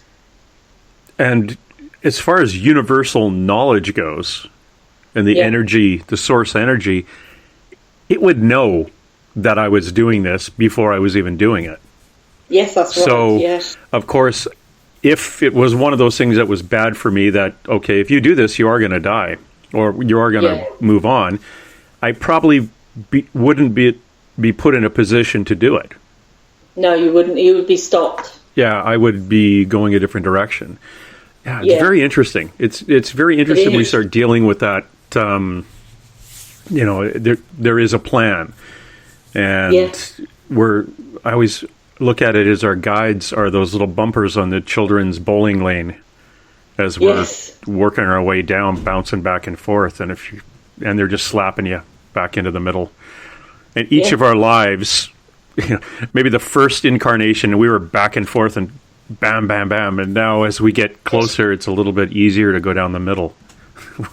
We've been smacked around enough. And here's the paranormal investigator in me coming out.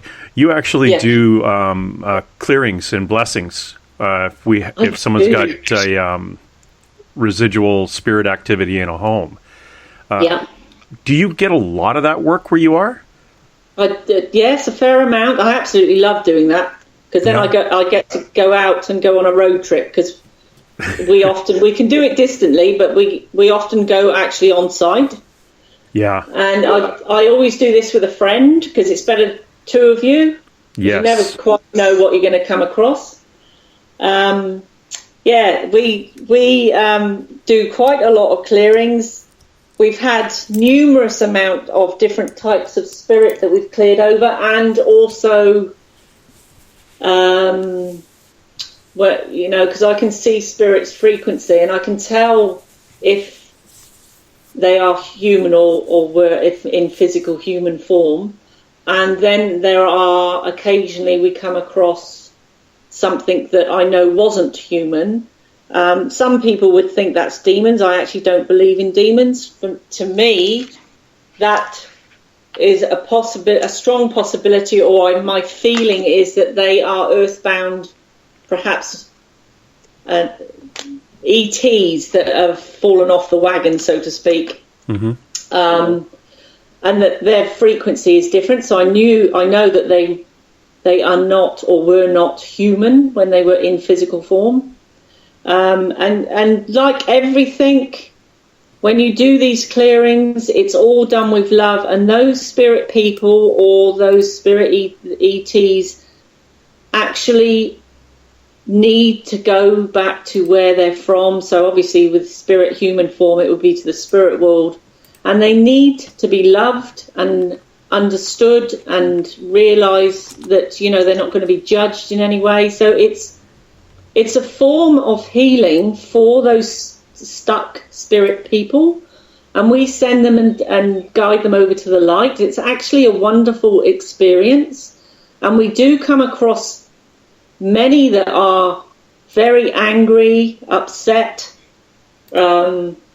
frightened to go over, and we have to talk to them, and sometimes they try and stop us from even getting to the house. Because they're in energy form, their consciousness, if you like, or their energy can try and put impressions in our minds. Like one time we were going to go and do a clearing in this house in the centre of Auckland, and on the way there, my friend Davina, she lives up north, so she's coming down from North Auckland and I'm coming from Southeast Auckland. And in the car on the way there, I was getting the impression put in my mind, and luckily I know that it's not my thoughts. So I got actually coming into my mind about driving into the central reservation, the concrete bit on the... lovely. Yeah. And I knew it was from the spirit. They were trying to stop us from getting there because they were absolutely petrified and very, very angry. And when we actually did finally meet up, me and my friend Davina, she said the same thing, only she was seeing her car driving into a lorry that was overtaking her, coming down the motorway. So we knew that this spirit person did not want us there, and they were angry and upset and everything else. And then when we went in the house, we knew we could see. At one point we had fists in our faces, and obviously they're not physical fists, but you see it in your mind's eye. You could see who was stood in front of you in your mind's eye. And with this particular case, we realised that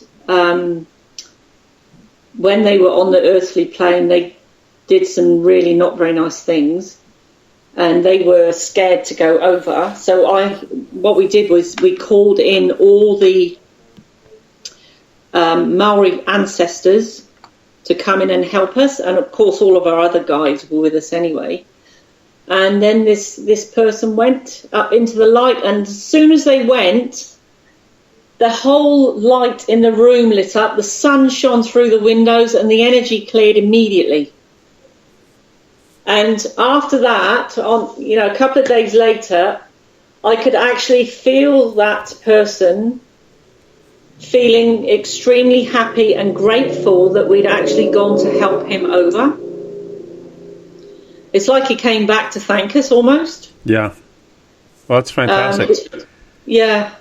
It's all done with love, and these people need help. They're frightened. They're very frightened, a lot of them.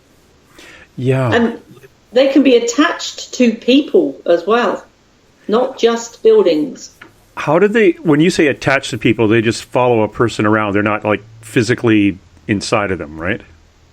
No, they're not inside of them, but what they can do is, because they're energy form, they can attach to somebody's energy field. Mm-hmm. And they're plugged into it. Like if you're an empathic person or an empath, very high vibration person, one of these low vibration entities or beings or energies can kind of nuzzle up against your energy and use you. They can, and I mean, I don't fully understand it totally because I'm still learning myself as I'm going through life. But what I feel is that if you're stood in your power and you're radiating out this power, and it's strong and it's really light, a lot of the time they're not going to come near you anyway, because that would frighten them perhaps. But if you're still, you're radiating out this light, but you're perhaps not actually fully in your own power, then there might be circumstances where they could come and attach themselves. I've had attachments myself, and if after a while you start finding that your personality starts changing a bit, or you find that you're frustrated and angry when normally you're a really happy, light, easygoing person, and so you start to change slightly, and it can be a slow, gradual process, then that is a possibility. I'm not saying it is for sure on everyone, but it's a possibility that there could be someone draining you. Like, and other people they just feel really, really tired. And quite often when I get someone come for a healing, that's the first thing I do is check out to see if they've got anyone with them. And quite often, because the spirit person, if they're attached to you, can also stop your chakras from working properly. And it's not every chakra. It can be the one they might be attached or hooked into.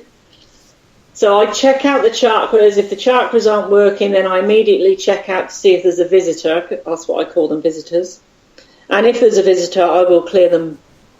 And then immediately then, normally, the chakras are working as soon as the visitor's gone. Yeah. One of the things it piqued my interest when you were talking specifically about the entity that you were going to clear out knew that you were coming and was sending this information out. And it had been my belief up to this point that if you had not crossed over, you had no way of knowing. You had no way to tap into the universal knowledge. If you had crossed over and done your, go to school, and then when you come back, you've got basically your judgments. You have no judgment. Your love and light. You now have the access to universal knowledge, and it's all peace and love. But those ones that on the other side of the veil that are just kind of stuck there, you're saying that they actually can tap into the knowledge and know that you're coming and know who's coming? I believe they can, because they're energy, they can travel through the energy field, like when I say that I can take my consciousness right out to the universe if I want. Yeah. Well, they can do that with their energy, their consciousness, in energy form through what I call the quantum field, and that's the energy field that's all around us. Okay. And we can tap into that at any time, and I believe spirit that have passed and spirit that are here can as well. Oh. Everyone's got their own beliefs. I mean, that's only my belief. There might be, it doesn't mean to say what I believe is right. That's only my experiences that I've had and what my feeling is. Yeah. And that's, in this field, that's what we have to go on. It's like we always say, how many pictures of a ghost do you have to take before you can prove they exist? Well, it's only one, but it's everybody's opinion on that one photograph. Yes. In your case, you can say, this is what I've experienced. Yeah. And of course, you get 1,000 people out there saying you're nuts. And you just have to say, look, you don't have to believe what I'm saying. This was my experience. Yeah, absolutely. And the stuff that you actually provide for people, and again, I'm on your website, the abundant-success.com, and you have a lot of light body quantum activation, third eye quantum activation, open the heart quantum, light in body, third eye, light coding. And you were saying that a number of these were basically downloads. Yes. Or you were taught. Yeah. Spirit use my imagination, or my guides. They use my imagination. They show me pictures, and then I get knowings. And then sometimes I hear, and sometimes I can't make out whether I'm actually hearing or whether it's a knowing. It's a bit hard to describe, really. Yeah. But I do get a lot of pictures. They show me things, and then my imagination and my consciousness then starts to really expand, and then I see a lot more. Okay. That's that's very interesting. I got a question for you. Have you ever died? I have not ever actually died. I've come close a couple of times. Friends of mine who are psychics, a good number of them have died Numerous times, actually. A couple of them have died more than once in this life, which is really odd to say that they have died more than once in this life. Yes. But we're having a great time dying and coming back. One actually knows when she's going to die. It's like just really? Just before it happens, she's going, oh, right, this is it. But she also knows she's not going to, stay dead for a long time. I think she's died 7 times so far. Well, what's she died of each time? Is it something different each time? Yeah. Oh, yeah. Once she fell off a horse, it was car accidents. Wow. During surgery or something. It's fascinating. Marianne Morgan is her name, and she was the psychic for the Reagan family, Ronald and Nancy Reagan, but and a few other, and a lot of other celebrities and stuff, and helps find missing people. But my gosh, she's also the one who said, "Hey, James, would you like to know when and how you're going to die?" No, I don't. No, I don't want to know please, that either. I don't want to know. No. And it's funny because when she does a reading for you, it's she'll do one reading that'll go about 10 years. And my luck, I'd say, I don't want to know when I'm going to die, and my reading would only go up to like next Wednesday. Damn. We're saving up a lot of really good stuff for the next hour, but I did want to kind of go over your background on some of the stuff you've done. And you were saying that you don't believe in demons. I'm with you. No. Don't. I think, like you say, those lost souls, those spirits, that energy can influence our brains, and we can see things that would scare us, and they love getting our energy up, especially the ones that tap into it, and they use those to scare us away or to make us do things, like threaten us to do whatever. But the demon side of things, it's kind of odd. What is your belief? Now, we just had Elizabeth Anglin was on, and in the last few minutes of her show, she was talking about fairies. What is your experience with beings that are on Earth, like elementals and fairies and Bigfoot and things like that? Have you ever run, or can you see the non-human, non-ET energies? I do see a lot of things, and I have seen a lot of things, and some I don't know what they are. I mean, I actually see often, and I have been for weeks now, blue orbs, and they can appear here where I live. I might be visiting a friend, I might see them next to people. Blue orbs, I'm not sure. I know that they are energy forms, not sure who they are really. I kind of feel like they could be like ET, like your blue friends.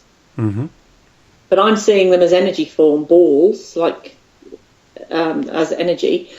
I remember sitting on a beach local to here.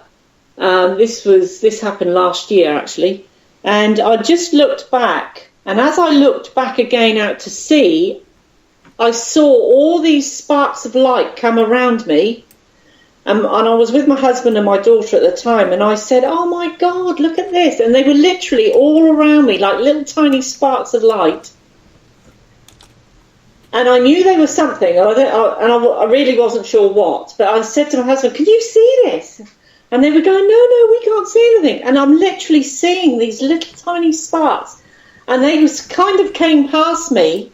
And then right in front of me, one by one, as they were moving forward, they vanished.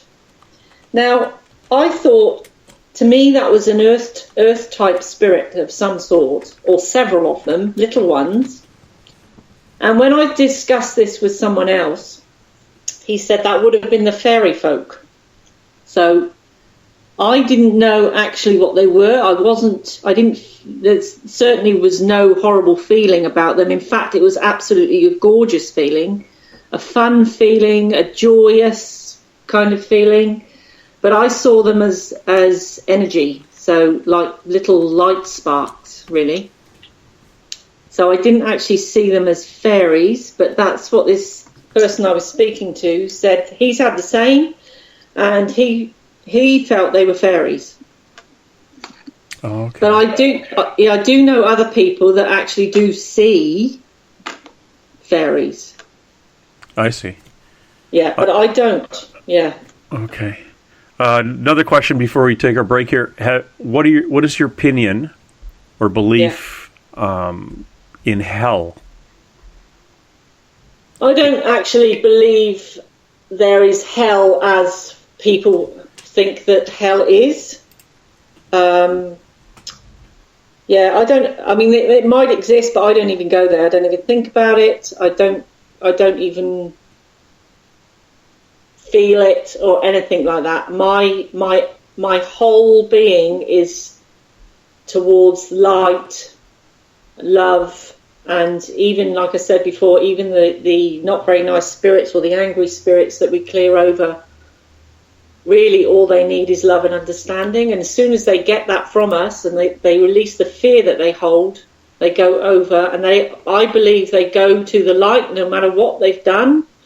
I actually believe they judge themselves. They are shown their lives, and they judge themselves, and they won't be judged by anyone else. They will go into a healing, be surrounded by love, and be healed. That's what I believe happens to spirit. When it's someone's soul. It's very interesting when you said we judge ourselves. Yes. Because I've heard that before. Yeah. I think there's a book called Interview with God. And it discusses basically, it says there's no hell. But there is the understanding that you have to admit, and a good friend of the show's Eugene Braxton, who had died and come back, but he remembered every step of the way, and he was shown all the things that he did wrong and had to admit it. Yeah. And he went through the feelings that his deeds left those people like. So he had all the feelings and the ripple effect that his negativity may have caused people, followed up by everything that he ever did good and the ripple effect on how he made everybody feel good, at which time he got tapped on the shoulder and sent back. But there was... So, sorry, not your time. Got to go. But, the movie's going to be longer next time you get here. But that's interesting. Yeah. I've, just the conversation on hell itself... on a spiritual interview, that's 2 hours. So yeah, I'm kind of with you though. And on that note, it's our 7-minute break, the 7-minute stretch. Time to powder our nose, fill up the tea, the coffee, grab a beer. What the heck? We'll go. And we'll talk to you soon on the other side. Thank you.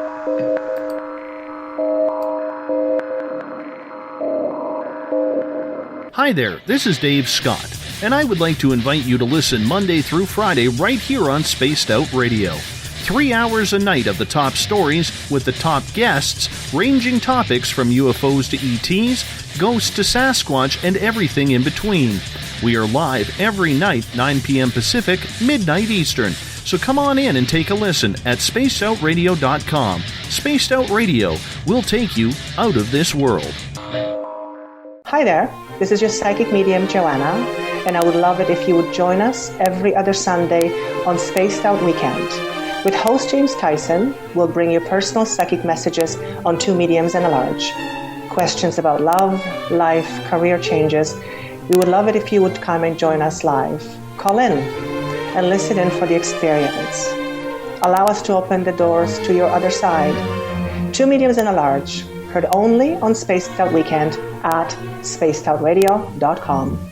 Looking for news beyond the mainstream news? Head to spacedoutradio.com and check out the SOR Spacewire. This is Spaced Out Radio's Eric Markham, News Director for the SOR Spacewire. Daily, I will bring you intriguing stories and outlandish reports from what's going on around the world. UFO sightings, paranormal activity, conspiracies, alternative health, and so much more. And if you have news, email me at news@spacedoutradio.com.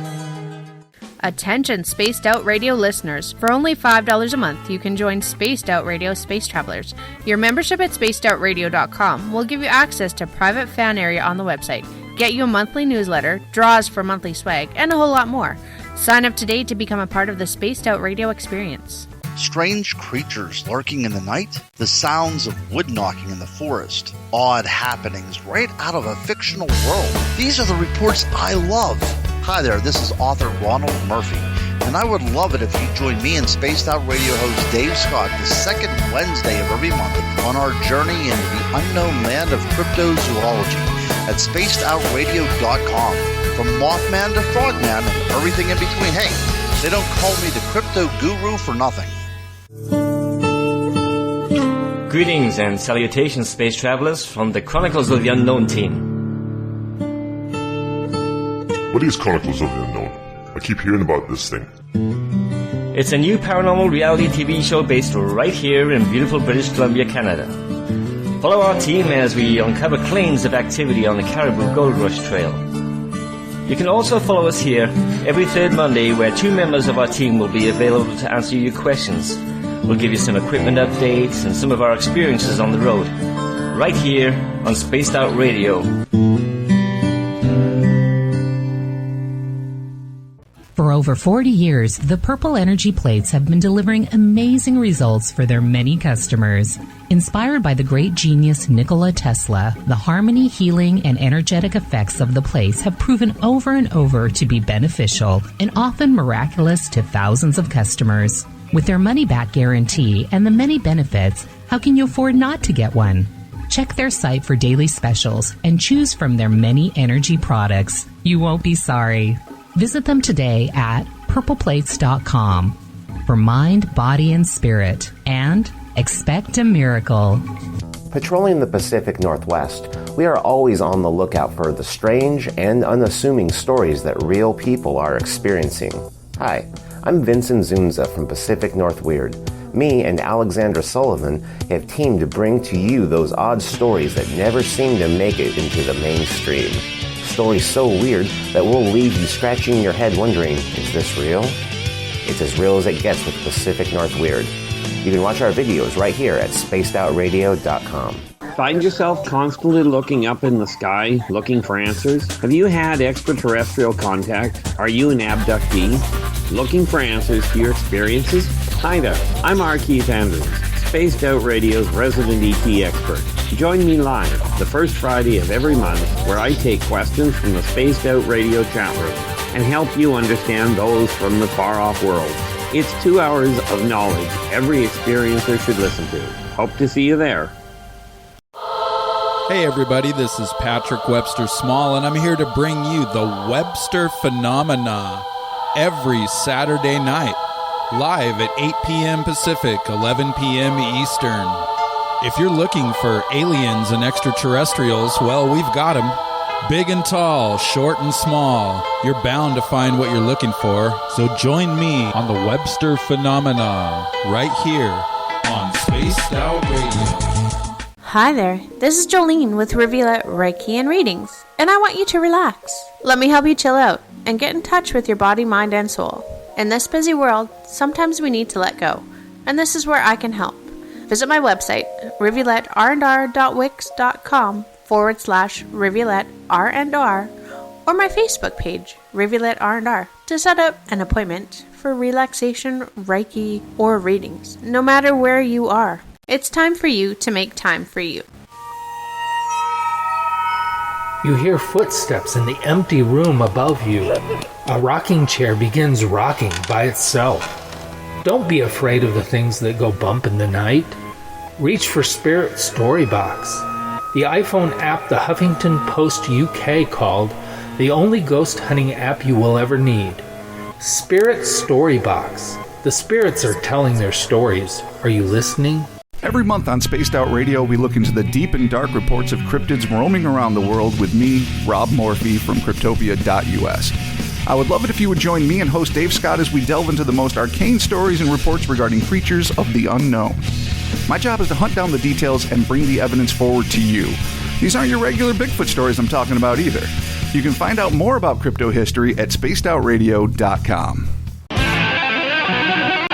Tonight's edition of Spaced Out Weekend is brought to you by spacedoutradio.com, where you can now sign up to become a Space Traveler member. Now, for the final time tonight, here's Spaced Out Weekend's James Tyson. Thank you, Dave. Welcome back, everybody, to Spaced Out Weekend, and my guest, Miss Ginny Jones, all the way down from under. Auckland, New Zealand. And we're talking to her in the future. She is talking to us from tomorrow. Yes. So I was just wondering how the weather's going to be tomorrow. So it's just a lovely summer day you have. Yeah, well, here it's been windy and raining on and off, so it'll probably be similar to that tomorrow. Okay. So basically the same is here in on the west coast, or the wet coast of Canada, just rain and wind. But that's why everything's green. We make everything green. That's like New Zealand. Everything's lovely and green. Yes. And you don't have all those weird things they have in Australia where you could walk in the forest and anything you touch fall onto you, will either poison you, take an eye out, or cut a leg off, or eat you. No, we're lucky here. We're very lucky. Yeah. Yeah, those giant legless, the giant flightless birds from a million or so years ago, they wiped out all the other things. And just left the little kiwis. Just fuzzy. Yes. All right. We've saved this interesting side for the last hour. What I was interested in talking about, and I follow you on Facebook, and some of the conversations I was monitoring. I was doing surveillance on some of your conversations on Facebook, and the people that follow you and things we're talking about. Earthquakes on the southern island in New Zealand, focused EMF rays, all sorts of things that I wasn't familiar with. And a lot of the questions were posed on what is happening right now and where do we think we're going. And when I wrote you first, I think I wrote you and asked you this, but a number of the psychics internationally, and really, internationally known psychics like yourself, they've been dealing with extraterrestrials coming in, like stepping in as a spirit guide. And for the last, some with my friend, only the last few months, others for the last 5 years. But more and more extraterrestrial activity is being mixed in with Uncle Fred's coming to tell you about where he dropped his ring behind the couch. Yes, what do you think's going on? Or in your conversations with your peer group, what the heck's going on? Well, my understanding of, I'll call it the unseen world, but so I believe that our guides and our ET friends actually join together in some respects to watch over what's going on down here. Now, it's common sense for us as humans, knowing that how things have changed and the way the planet's going, we cannot survive if it keeps going like it is. And I believe that our ET friends are keeping a close watch on, albeit from a very far distance, because they don't need to some don't need to come here physically because they're so far advanced, they do everything by telepathy. I can never say that word properly, but you know which word I mean. And energy form. So I do believe they are watching what's happening here. I believe that they are also contacting and working with people like us. more and more people that open up will also be worked with ETs. And I think that it's almost like the consciousness of the whole planet, in fact the whole universe, is changing. I mean, even the light codes and things like that that's coming to the planet now, the frequency of Earth is actually changing. So it's not just humanity that's changing. Earth is changing as well. And I think I feel that things are going to really expand in more ways that we can even comprehend as time goes by. And I believe if you look at all the old science fiction films, a lot of the technology and things that were on those films many, many moons ago when these things didn't exist actually exist now. And so if you look at the science fiction films that are around now, a lot of what is happening there will be out in the future. But with the ET stuff, I know that, to make it Hollywood, and to make it, I suppose, enjoyable for a lot of people to see, it's all the ETs are not very nice and they're attacking everyone and want to take over people and all that. I don't believe that at all. It's like everything, there are good and bad amongst everybody. And I believe there are a lot of ET races out there that want to help humanity, and they certainly want to help the Earth, because the Earth actually is very special because of the amount of different life that's here. I think we're being watched. I have actually seen an ET with my eyes. I was being looked at once. This happened about 6 years ago. I was going to say, what is he doing with your eyes? Yeah. I saw an ET with my eyes. Yeah. I mean, normally I see them in my mind's eye, but I actually saw them with my physical eyes this time. And it was only one, and I was being watched. I know I was being watched. I felt the energy change in the house that I was in. It wasn't my house, it was someone else's. And the lights started flickering. And the people I was with did not believe in any of this sort of stuff. I was out having dinner with my friends, and they are non-believers.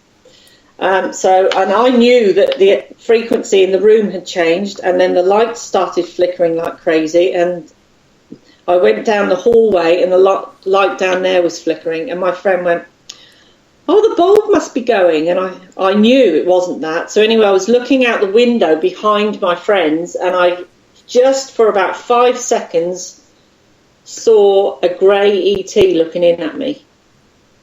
And I didn't feel scared or anything like that. I actually ended up drawing them because I'm an artist as well. And I drew them, and it was from that moment on, I knew I was being observed. I actually knew I was being watched.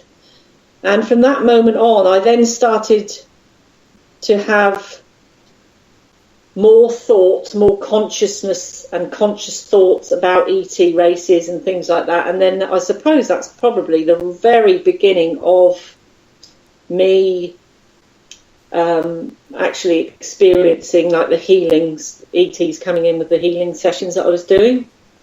But I also feel, I'm not sure if this has anything to do with it, but where I was born was in Wiltshire, or on the border of Wiltshire in the UK, and that's where all the crop circles and all that sort of stuff is, and near Stonehenge and all that. And I do believe in past lives, and I also believe that what we're in now is just a fragment of us, and that we are in many different dimensions as other fragments of us. And I do believe a lot of us humans are star seeds down here, so that means that once upon a time we probably lived an ET existence somewhere on another planet. That's only my own belief system. I do know that other people believe that too.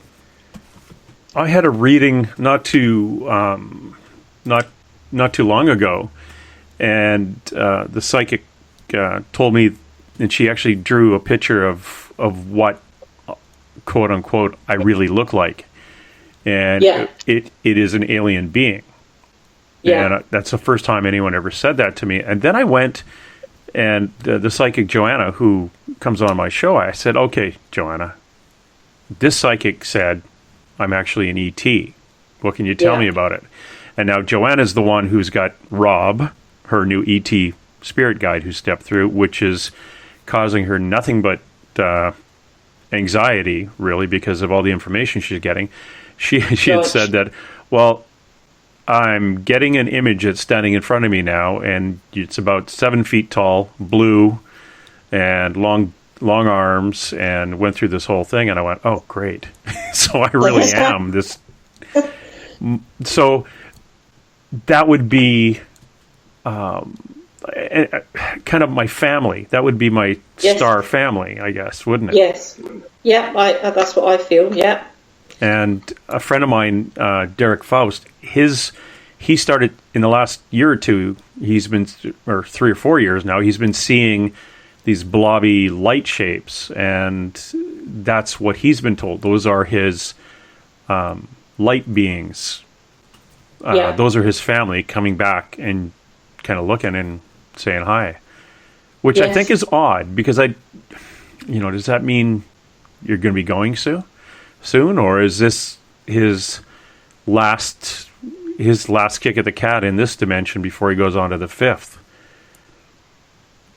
Yeah, I don't think he'll be going soon. I actually feel they've probably come in to help him, so there's probably work for him to be doing down here. So, okay. Yeah. Well, that's good. I have. Yeah. Being told that this is my last incarnation before I go to the fifth, I don't know what to expect. I know.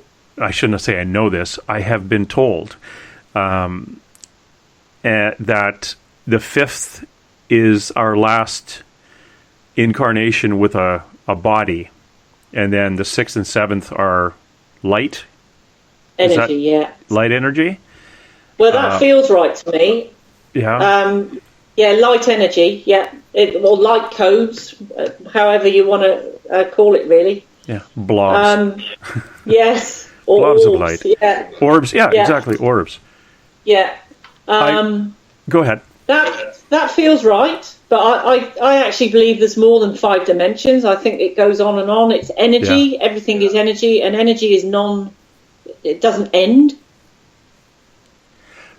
What is your belief that happens to us after this meat sack fails to function? What happens to our energy? Well, it's funny because there's 2 ways of looking at it, which have got different names, but it could mean the same thing. But anyway, there's one way of looking at it from a spiritual point of view. If you look at it like that, it's your soul. It goes back to energy form, and it comes out of your body, and then you go to this place where you can experience whatever you like, whatever vibration you're on, whatever your conscious level is on, you can go and experience whatever you like. If you're a positive, uplifting, high vibration person, that's the sort of thing you will experience. If you're perhaps a lower vibration person, then you will experience a similar.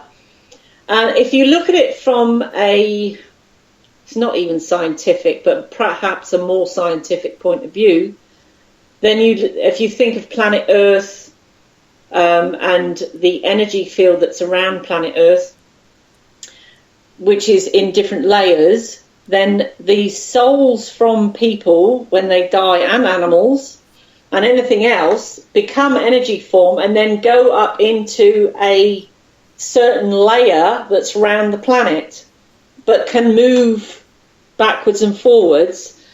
Because I can go out with my camera and take pictures and pick up loads of orbs, and I know it's not insects because I bring it back in, I blow it up on my computer, and I can see that it's actually energy forms. And when I stand out there and do this, and I'm a bit crafty, and I shouldn't do it really, because I feel that they don't like it a lot of the time, but I'll take pictures. The first picture, there'll be hundreds of orbs, And as I take more and more pictures, there'll be less and less and less orbs. They don't actually want to be photographed. And by the time at the end of it, and then I feel really bad because I really shouldn't do it, so I've stopped doing it now. But anyway, I feel they disperse because they don't want to be caught on camera, some of them. And so it's almost like there could be a layer of energy over the earth where our human family and friends collect up there, and then of course they can come back down. So it depends which way you look at it. You can look at it from the scientific kind of point of view, where there is an energy field that they all perhaps go in, that they can move backwards and forwards, or the spiritual, they go into heaven, or what people would call heaven, and they can experience their own form of bliss depending on where they are consciously. Oh, okay. So, but then I do believe also they can come back and visit us anytime they want. In fact, I know they can, because this is why mediums are able to tune in, and I've had my parents come back and visit me several times, and our dogs, actually. I was going to ask you about that, because we have the spirits on video of dogs at a local doggy daycare, where they have full spectrum cameras on at night in where the dogs are, and they're kind of playing around. They see the images of dogs that they know have passed. That's awesome. And so if you're saying that, like, when an animal dies, the energy goes up, is there a choice for that energy to go up? Again, free will. It's a really difficult one, this, because, you know, they could be just literally all around us, but in a different dimension. And then on those moments when, you know, those dogs were picked up on camera, the dimensions momentarily opened up doorways to each other, and that's why they were seen on camera. Okay. Because they're actually playing with the other dogs that they used to play with. Yeah, I mean, that's fantastic. That's absolutely fantastic.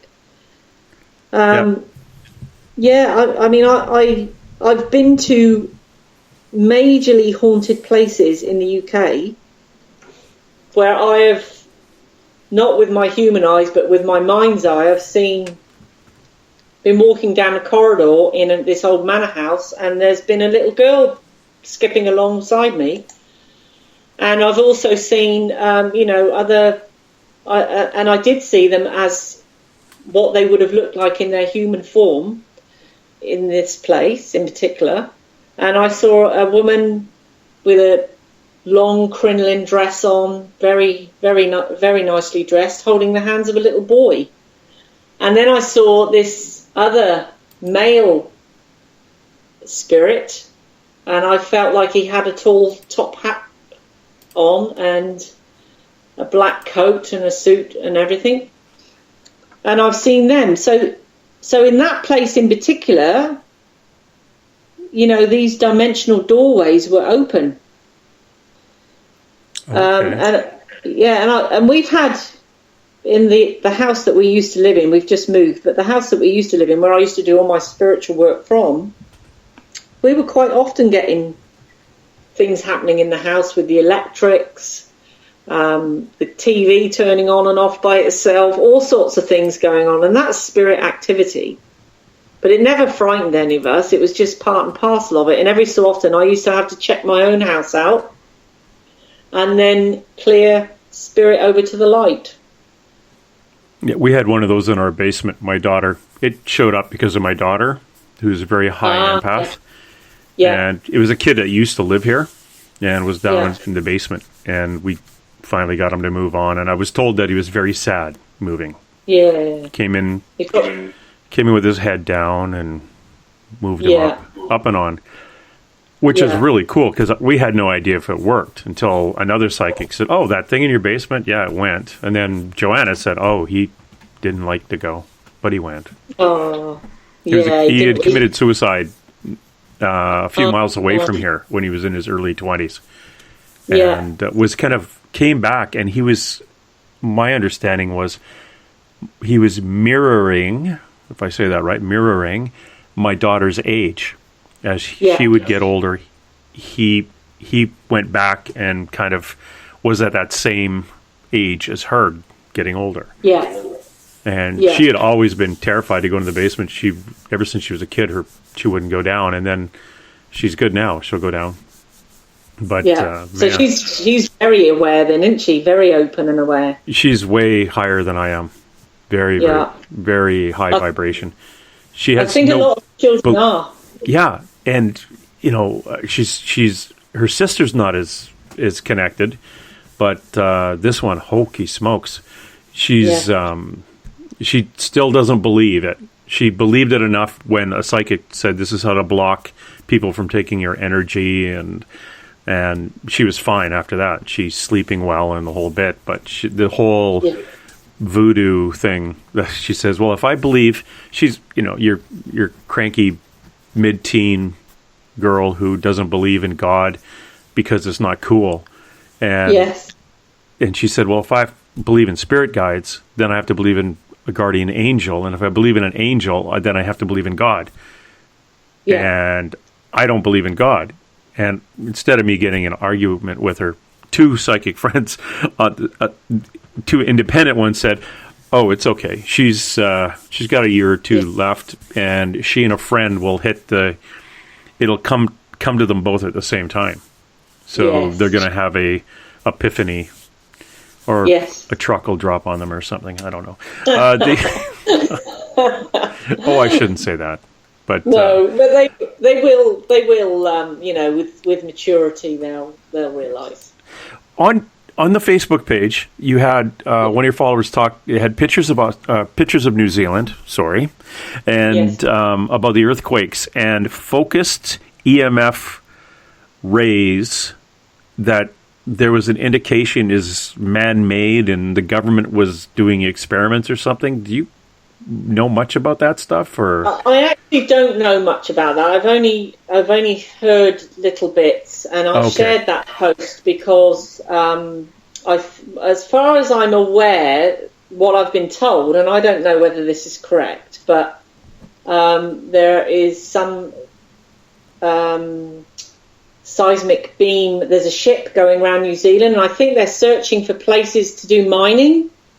But there's, I don't know whether it's some sort of seismic beam or something that's going through the land, looking for, I suppose, oil or something.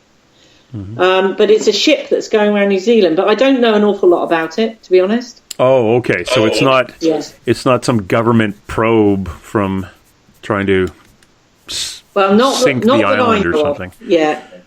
I don't go into much of that sort of stuff. Yeah, because somebody on there was also talking about the vapor trails that these planes allegedly flying all over the world, spraying things on people, and it seems to be quite popular in the United States. And I tell you, I can stand in the middle of a field in Canada, and you won't see one. You won't see one of those trails forever because they don't fly over that part of the country or something. But I guess when you have a few thousand planes flying back and forth over your country every day and putting a contrail out, you can imagine all sorts of things, especially if you're standing there breathing all that in.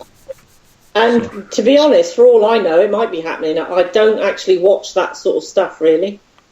Yeah, I don't know what.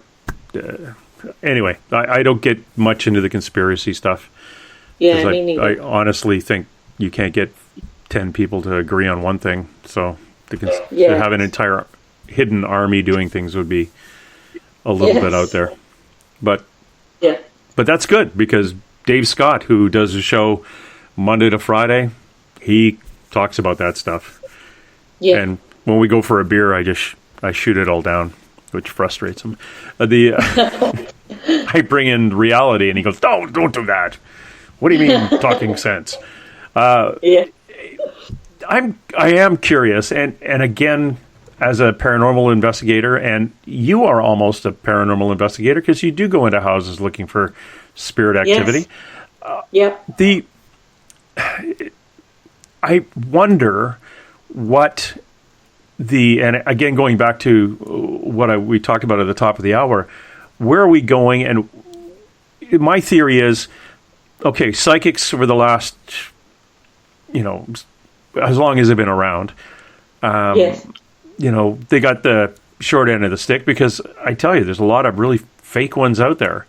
And, you go to your old country in the UK and you go down to Brighton and, probably 80% of the psychics down there are multi-generation psychics who've been ripping off people for the last, 80 years. Yeah. Are the ones in the fairs we see. They're, that's the image we get of them. Yeah. Saying things that we want to hear, doing cold readings on people. Now, in the last 20 years, it's becoming a little bit more mainstream. In the last 10 years, holy cow, with things like ghost hunting television shows and psychic TV and psychic detectives. We now know psychic detectives exist, and they help police and they help government find things. It's almost like, and I've said this before, but it's almost like we've got to a point where a certain percentage of the population of this planet agrees that there is something to this. There is life after death. Yeah. And it's become more spiritual. However you plug it into your own religion is up to you. But there is something there. Now, once we hit that threshold of whatever percentage, now we've been offered the ET communication. Yes. And in 10 years of this, are we being softened up for the next, okay, we believe in life after death. Now, do we believe in ETs? And we get to a certain percentage of the Earth believing in it, they're not going to be scared out of their pants when, Larry shows up on the White House lawn or they, comes down in Disneyland or something. It's, or during the Olympics, or the Pope is seen flying around on a really cool little spaceship. Is it? I'm wondering if that's what's going on. What is your take on something like that? Yeah, I can go with that, definitely. More and more people are being, I don't know what the right word is. Well, certainly more and more people are waking up to new experiences, new ways of being, new technologies, new energy forms, all that sort of stuff is all definitely being seeped through films and, like you said, shows about mediums and ETs and contact and all sorts of other stuff. It's what people are interested in. There's a lot of people out there that are actually really interested in that. And what I found through my experience is a lot of the people that don't believe in it or say they don't believe in it are actually just really, really fearful of it. Yeah. Because they don't understand it. It is the fear of the unknown, and it's outside their comfort level. Yeah. So they'd rather say it's a load of rubbish and all that other stuff, rather than face the fear and think, well, because it's just too fearful for them, and it's so fearful a lot of them can't even comprehend it. And for me personally, for someone to think that we could possibly be the only life on planets is arrogant. It's absolutely. Yeah. It's just not. You can't think like that. We can't be the only life. Oh, I think. Did they come up with a new number of how many inhabitable planets could be out there? Was it trillions? Yes. Yeah. Yeah. And there's some even close in there, that, like Saturn, some of Saturn's moons in there that they think that could be habitable. Yeah. Yeah, so there's a lot, but I do feel that people are becoming more open and more aware of it. And because we're seeing more of it on the TV and shows and things like that, the fear is being dropped. Mm-hmm. Definitely, yeah. Well, you look at television shows back in the 60s, you've got Star Trek with a multi-race crew on a spaceship traveling around. Gene Roddenberry was always said to be a contactee, an ET contactee. And I asked my friend through her what I believe is, and because I believe her because she told me, and I have no other information to say she's wrong, and she's been overly accurate to me as around me anyways as a psychic and on our show. She said, I asked, well, is Gene Roddenberry, was he actually a contactee? And her spirit guide, Rob, said, well, yeah, he's not only been was not only a contactee, but he'd actually been on extraterrestrial ships. So it's kind of, was it far-fetched? Back in 1960s, my gosh, that was science fiction at its best. But is it really fiction? Was it the baby steps to look what Star Trek spawned into science fiction? From Star Trek, we get into all these wonderful books and films, and yes, ETs are bad, and some of them ETs are good. Yes, absolutely, yeah. We have films where they have the little gray ones, exactly like people say. I've seen one, and that's what they look like. You remember that one in that movie, such and such? Well, that's what I saw. And you're thinking, well, how did the people who made that movie knew that? Yes. What is it? What is it they're getting? Are they think they're making this stuff up? Are they getting downloaded? Are these drawings that they're doing? Are they channeled? Who knows? Absolutely, I totally agree with you. Yeah, when you do your art, have you ever channeled anything you've drawn that you're aware of? Oh yes. Yeah. Yeah, I can tune into people's guides and draw them. I can also. Have you seen the lion painting that I've done? I'm not sure if that's on my website. I don't think it is. Oh, okay. I was going to say I'm going to go look at it there, but no, I don't think it's on there. It used to be on there, but I've taken it down. I've actually still got that painting because actually that was channeled through spirit, but it was a combination of spirit and my higher self, and it was all about strength and courage. And when I was actually painting that, I could not stop. I actually had to finish the whole thing. It took me several hours to do it. Oh, wow. Yeah, but when the kids came in from school, I had to say to them, you'll have to get your own dinner tonight. And when husband came in, I can't stop this. You'll have to just sort yourselves out. And I knew it was coming from spirit because the whole time that I was painting it, I was totally in the zone, tingling from head to foot. I just knew I could not stop. I had to finish it. That reminds me of Richard Dreyfuss' character in Close Encounters when he was building he was just insane, smashing things, throwing plants in. He was just in the zone making this thing. Yeah, it was amazing. like that, honestly. Yeah, but I had to finish that painting. And I've also done other paintings where I've been more relaxed, so to speak, but I knew I was channeling it, and that was more about energy. And one painting I've got, which is the Spirit of the Sea, and it was a real flowy sort of abstract painting with sea creatures in it, and that just literally kind of came out of nowhere. But obviously it did, because it was coming from, whether it was from the earth or spirit, but it was definitely coming through me, that one. Yeah, and there's been other times when I've drawn spirit that have passed over. Oh. Yeah, and I've actually had confirmation from people, but that doesn't happen all the time. It's almost like, that's not exactly what I am. I'm not a spirit artist. I actually feel, for myself personally, I can tap into lots of different things, and it does depend on literally at the time how spirit will use me to get a message across. Oh, yeah, that's cool.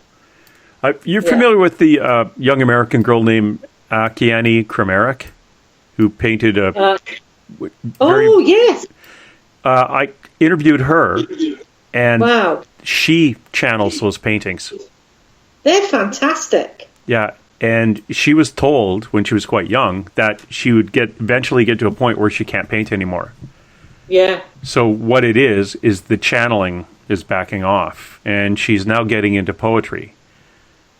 Fantastic. So her painting is slowing down a bit, but when she was 8 years old, she would sit down like the Prince of Peace. That was just channeled. Yeah, it's absolutely amazing, her work. Absolutely amazing. When I interviewed her, I probably scared the heck out of her dad, who is kind of protection. He protects her and keeps her from getting too far out there. I asked her if she ever had any extraterrestrial contact, and then off she went, right. talking about light beings, and some of her paintings are actually from angles that you have to be out in space to look at. Fantastic. And she had a 10-hour loss of time when her parents called the police. They thought she'd been kidnapped, and she walked out of the bedroom, and her mom and the policeman were standing in the hallway, and so what's going on? Wow. And so I think her dad was pretty choked because he wasn't there. Yes. No, don't talk about aliens. But that's her whole life has been, she has had contact with what you and I and other people would call extraterrestrial beings. Yes. Even if it comes down to the person who introduced himself as Jesus to her. Yeah. To her, he was not from Earth. So therefore he's E.T. Yeah. So there's the debate. Are those that we take as the religious figures, Buddha, Jesus, Muhammad, Krishna, are they extraterrestrial, or were they ever actual human?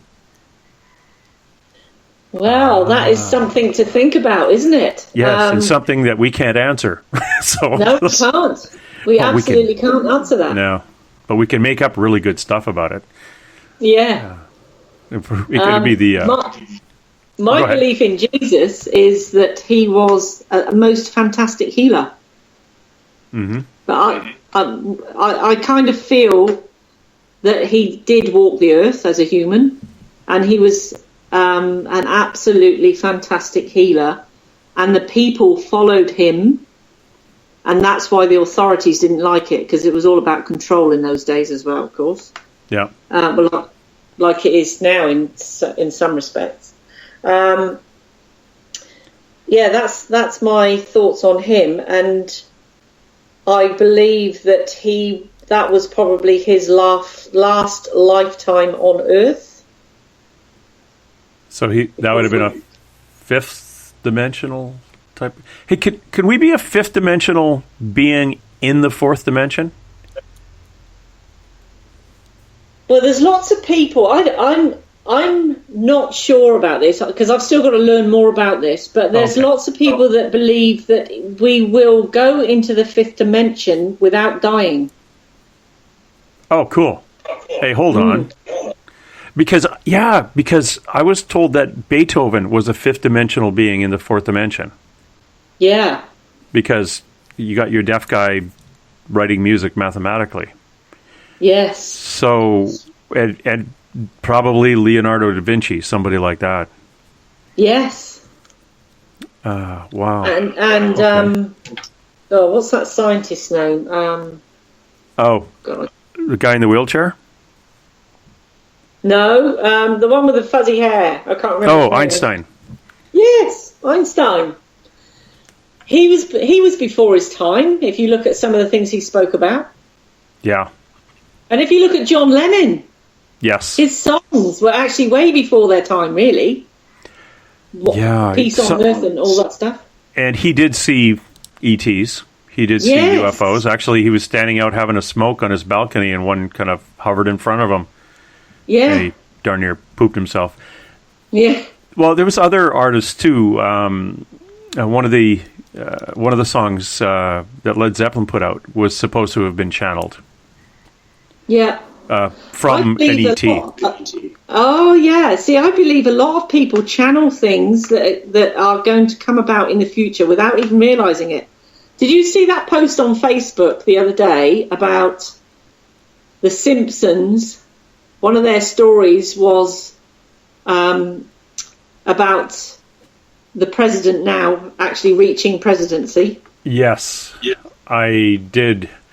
Was it life imitating art? But how many times do we see life imitating art? Yes, that's right. Was the art a prophecy? That's right. Was that person who made up that story, was it his creative mind tapping into a future dimension? Yeah. And the creative minds that would be working on who had been put into a job writing a movie, writing a TV series, writing books, authors, those are the kind of people that information would be funneled to. It wouldn't have been funneled to me. Yeah. Well, you don't know. You just don't know it, because not only does it work in big ways like that turns out to be films or actually truth happening in a big way, but also it can happen on little scale. Yeah, I guess. Yeah. I think it would be wasted on me. My confidence level would be a little on the shy side. I think this little podcast where Dave Scott dragged me into it has opened my eyes a lot. And I came at a point in my life where I was, I had a ton of questions. I was doing paranormal investigations, all this voodoo with reading cards. It was completely new to me, and I was walking around just one big question mark. I didn't know anything. And to be able to talk to somebody like you and ask questions, not only for me to figure this stuff out, but on behalf of people, other people who might write in a question, and it's absolutely amazing. Yeah, and it is. And you're doing such wonderful work to actually help enlighten people. Yeah, and that's what I think we're supposed to be doing. Yes, I totally agree. Yeah, there's enough of these shows out there that make it a little bit easier for people to comfortably start believing this.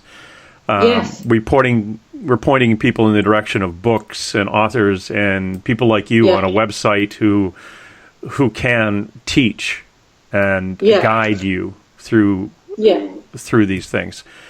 Or if you have a question, goodness, it's 50 years ago, if we had a question, who would you ask? Well, that's right. Without fear of getting thrown into the loony bin. Yeah, well, it was all going on, but behind the scenes and underground, wasn't it? Even like in the UK with all the seances and things like that were going on, they were all kind of quite hush, I think. Yeah, there was a time in the 20s and 30s where it was like all the rage. Yeah. Ouija boards and seances, it was what you did on a Saturday night. You went over to your friend's house and you tried to talk to a dead person. And of course, you had the people scamming those. Yeah. You had people connecting stuff with strings and, parlor tricks. Yeah, you absolutely raised the chair with a knee and all that. And all you needed was one of those being exposed, and it turned everything else into just joke. It's a joke. It's fodder. So people people like you who are sensitive would just withdraw back into, better keep my mouth shut and hide. But now you can come out. You can come out of the spiritual closet. Yes, and that's amazing, because a lot of the kids that are coming through now are so switched on. And I'll tell you what I find is absolutely brilliant is that science is now starting to suss out dimensions and supersymmetry and theories all to do with this sort of thing and consciousness. and the body and the cellular structure, the DNA and all that stuff. And a lot of it is coming into alignment with a lot of spiritual knowledge.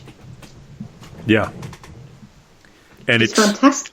A lot of this has been known by various governments around the world for a long time. We've done Canada, India is one of the biggest ones for this to do remote viewing. The UK, Canada, France, the Russians, big into remote viewing. The US government, up until somebody of quite religious person came in and found out to the CIA, basically, and the military said, no, you're doing this. This is all hooked up with Satan. We don't want to do that. And they stopped remote viewing. That's what a friend of mine, Ginny Bergen, she actually worked for the government of the U.S. doing remote viewing and some other things. And they all got laid off because it went against the belief of somebody who took office or took over a specific section. That's such a shame. Yeah. And when she was working there, they actually found a submarine that had gone missing. Wow. And everyone on the board got saved. So it was one of those ones where no radio communication, no satellite back in the day was being able to pick it up, and they found it by remote viewing it. It's been known, but now just like we have GPS. The military had GPS years before it became something the public could have. Yeah. It was like now the military had a psychic. We had psychics working with them, and now that is something the public can have. Yeah. So wow. I wonder if the ETs have been working with the government for a long time, and soon that'll be something the public can have. Yes. That wouldn't surprise me at all, that. Yeah, but then what comes after that? Like, we've gone through the psychic, the spiritual world, life after death, ETs, and then the next thing. Well, we'll be able to travel like ETs do. Oh, I hope so. Yeah. I hope so. I just got chills, Ginny, all down my left side, my face, right down my whole side. Yeah. Well, there we are. There's your answer. Uh-oh. So the answer's in the body. Like an ET. Yeah. Yeah. We will actually be able to, we'll expand so much with our consciousness and our heart consciousness that we will be able to travel with our frequency or energy body to anywhere we want to go. So, you know, like when in Star Trek they teleport to somewhere else? The teleporter, yeah. But we'll be able to do that actually with our energy bodies, and just have our physical bodies here. Cool. Well, you do that anyway, don't you? Yes. But I can go up into the universe and turn around and look at the planet. Do you have to take I've been up a little bit farther, yeah. And occasionally I've been shown, but I think I'm being taken there. Certainly one time I saw this. It has to be another planet with. I was up in a very, very tall building, and there was down below. When I looked out the window, there was crafts flying about. It was a bit like a scene out of one of the older science fiction films where they're in tall buildings and there's crafts flying below. Oh, yeah. Oh, Metropolis. Yeah. That's kind of cool. Yeah, something like that. And I was shown that, and I'm sure that was my ET teacher at the time that took me there to show me a little bit about where she was from. You know, I think still don't know the name of it. These ET teachers must be really patient with us knuckle draggers down here. Yes. They're looking at us going, "Oh, just open your mind up, pay attention." Yeah.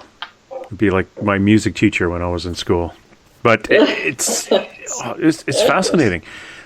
You have what you do is absolutely wonderful. Again, yes, I have this medium to communicate people with, but the people that you touch, the seed that you plant when you come in contact with somebody, and to walk away and they'll take a course from you. They'll take maybe a workshop or something. And once you've planted that seed, to watch them open themselves up. It is amazing. Yeah. What a lovely gardener you are. Thank you. I plant the seeds, you see, and then they take over and just fully blossom. Okay, but remember, don't do everybody at once. No. Because then you'll have to leave. They'll be calling you home. Oh, goodness. Well, Ginny, I really want to thank you for dropping by, and I appreciate it. And if anyone wants to get a hold of her, take one of her classes, please go to abundant-success.com with Virginia Ginny Jones. Thanks you again. Very much. Thank you. Oh, you're very welcome. And I want you to know you can drop back anytime, because thank you very much. That'll be awesome. Been absolutely wonderful. And if anything new comes up, make sure you call me. I will. If I get any new insights about anything new happening, I will. Thanks, everybody, and keep an open mind. Yeah. It's our last goodbye. Young hearts will stop. Torn souls set free. All that we have is now. If this is what you want, then come to me.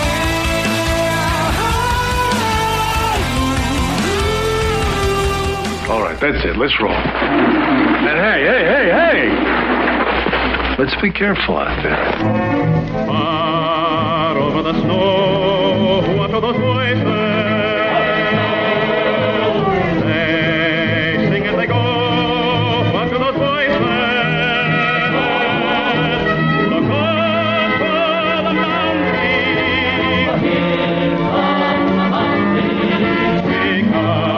because somebody hide, somebody better hide through the hail, like a pack of angry wolves on the trail. We are after you, dead or alive. We are out to get you, dead or alive. And forget your soul. If you're the one, better run away. Son, you are done. Throw your gun away. Here come the Mounties to get the man they're after now. Run through the hail, like a pack of angry wolves on the trail. Dead or alive, we are out to get you, dead or alive. If you're the one, better run away. Son, you are done, throw your gun away. Here come the Mounties to get the man they're after. No! I see dead people. I'm sorry, Dave. I'm afraid I can't do that.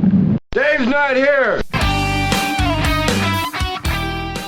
Headline edition, July 8, 1947. The Army Air Forces has announced that a flying disc has been found and is now in the possession of the Army. Army officers say the missile, found sometime last week, has been inspected at Roswell, New Mexico, and sent to Wright Field, Ohio, for further inspection.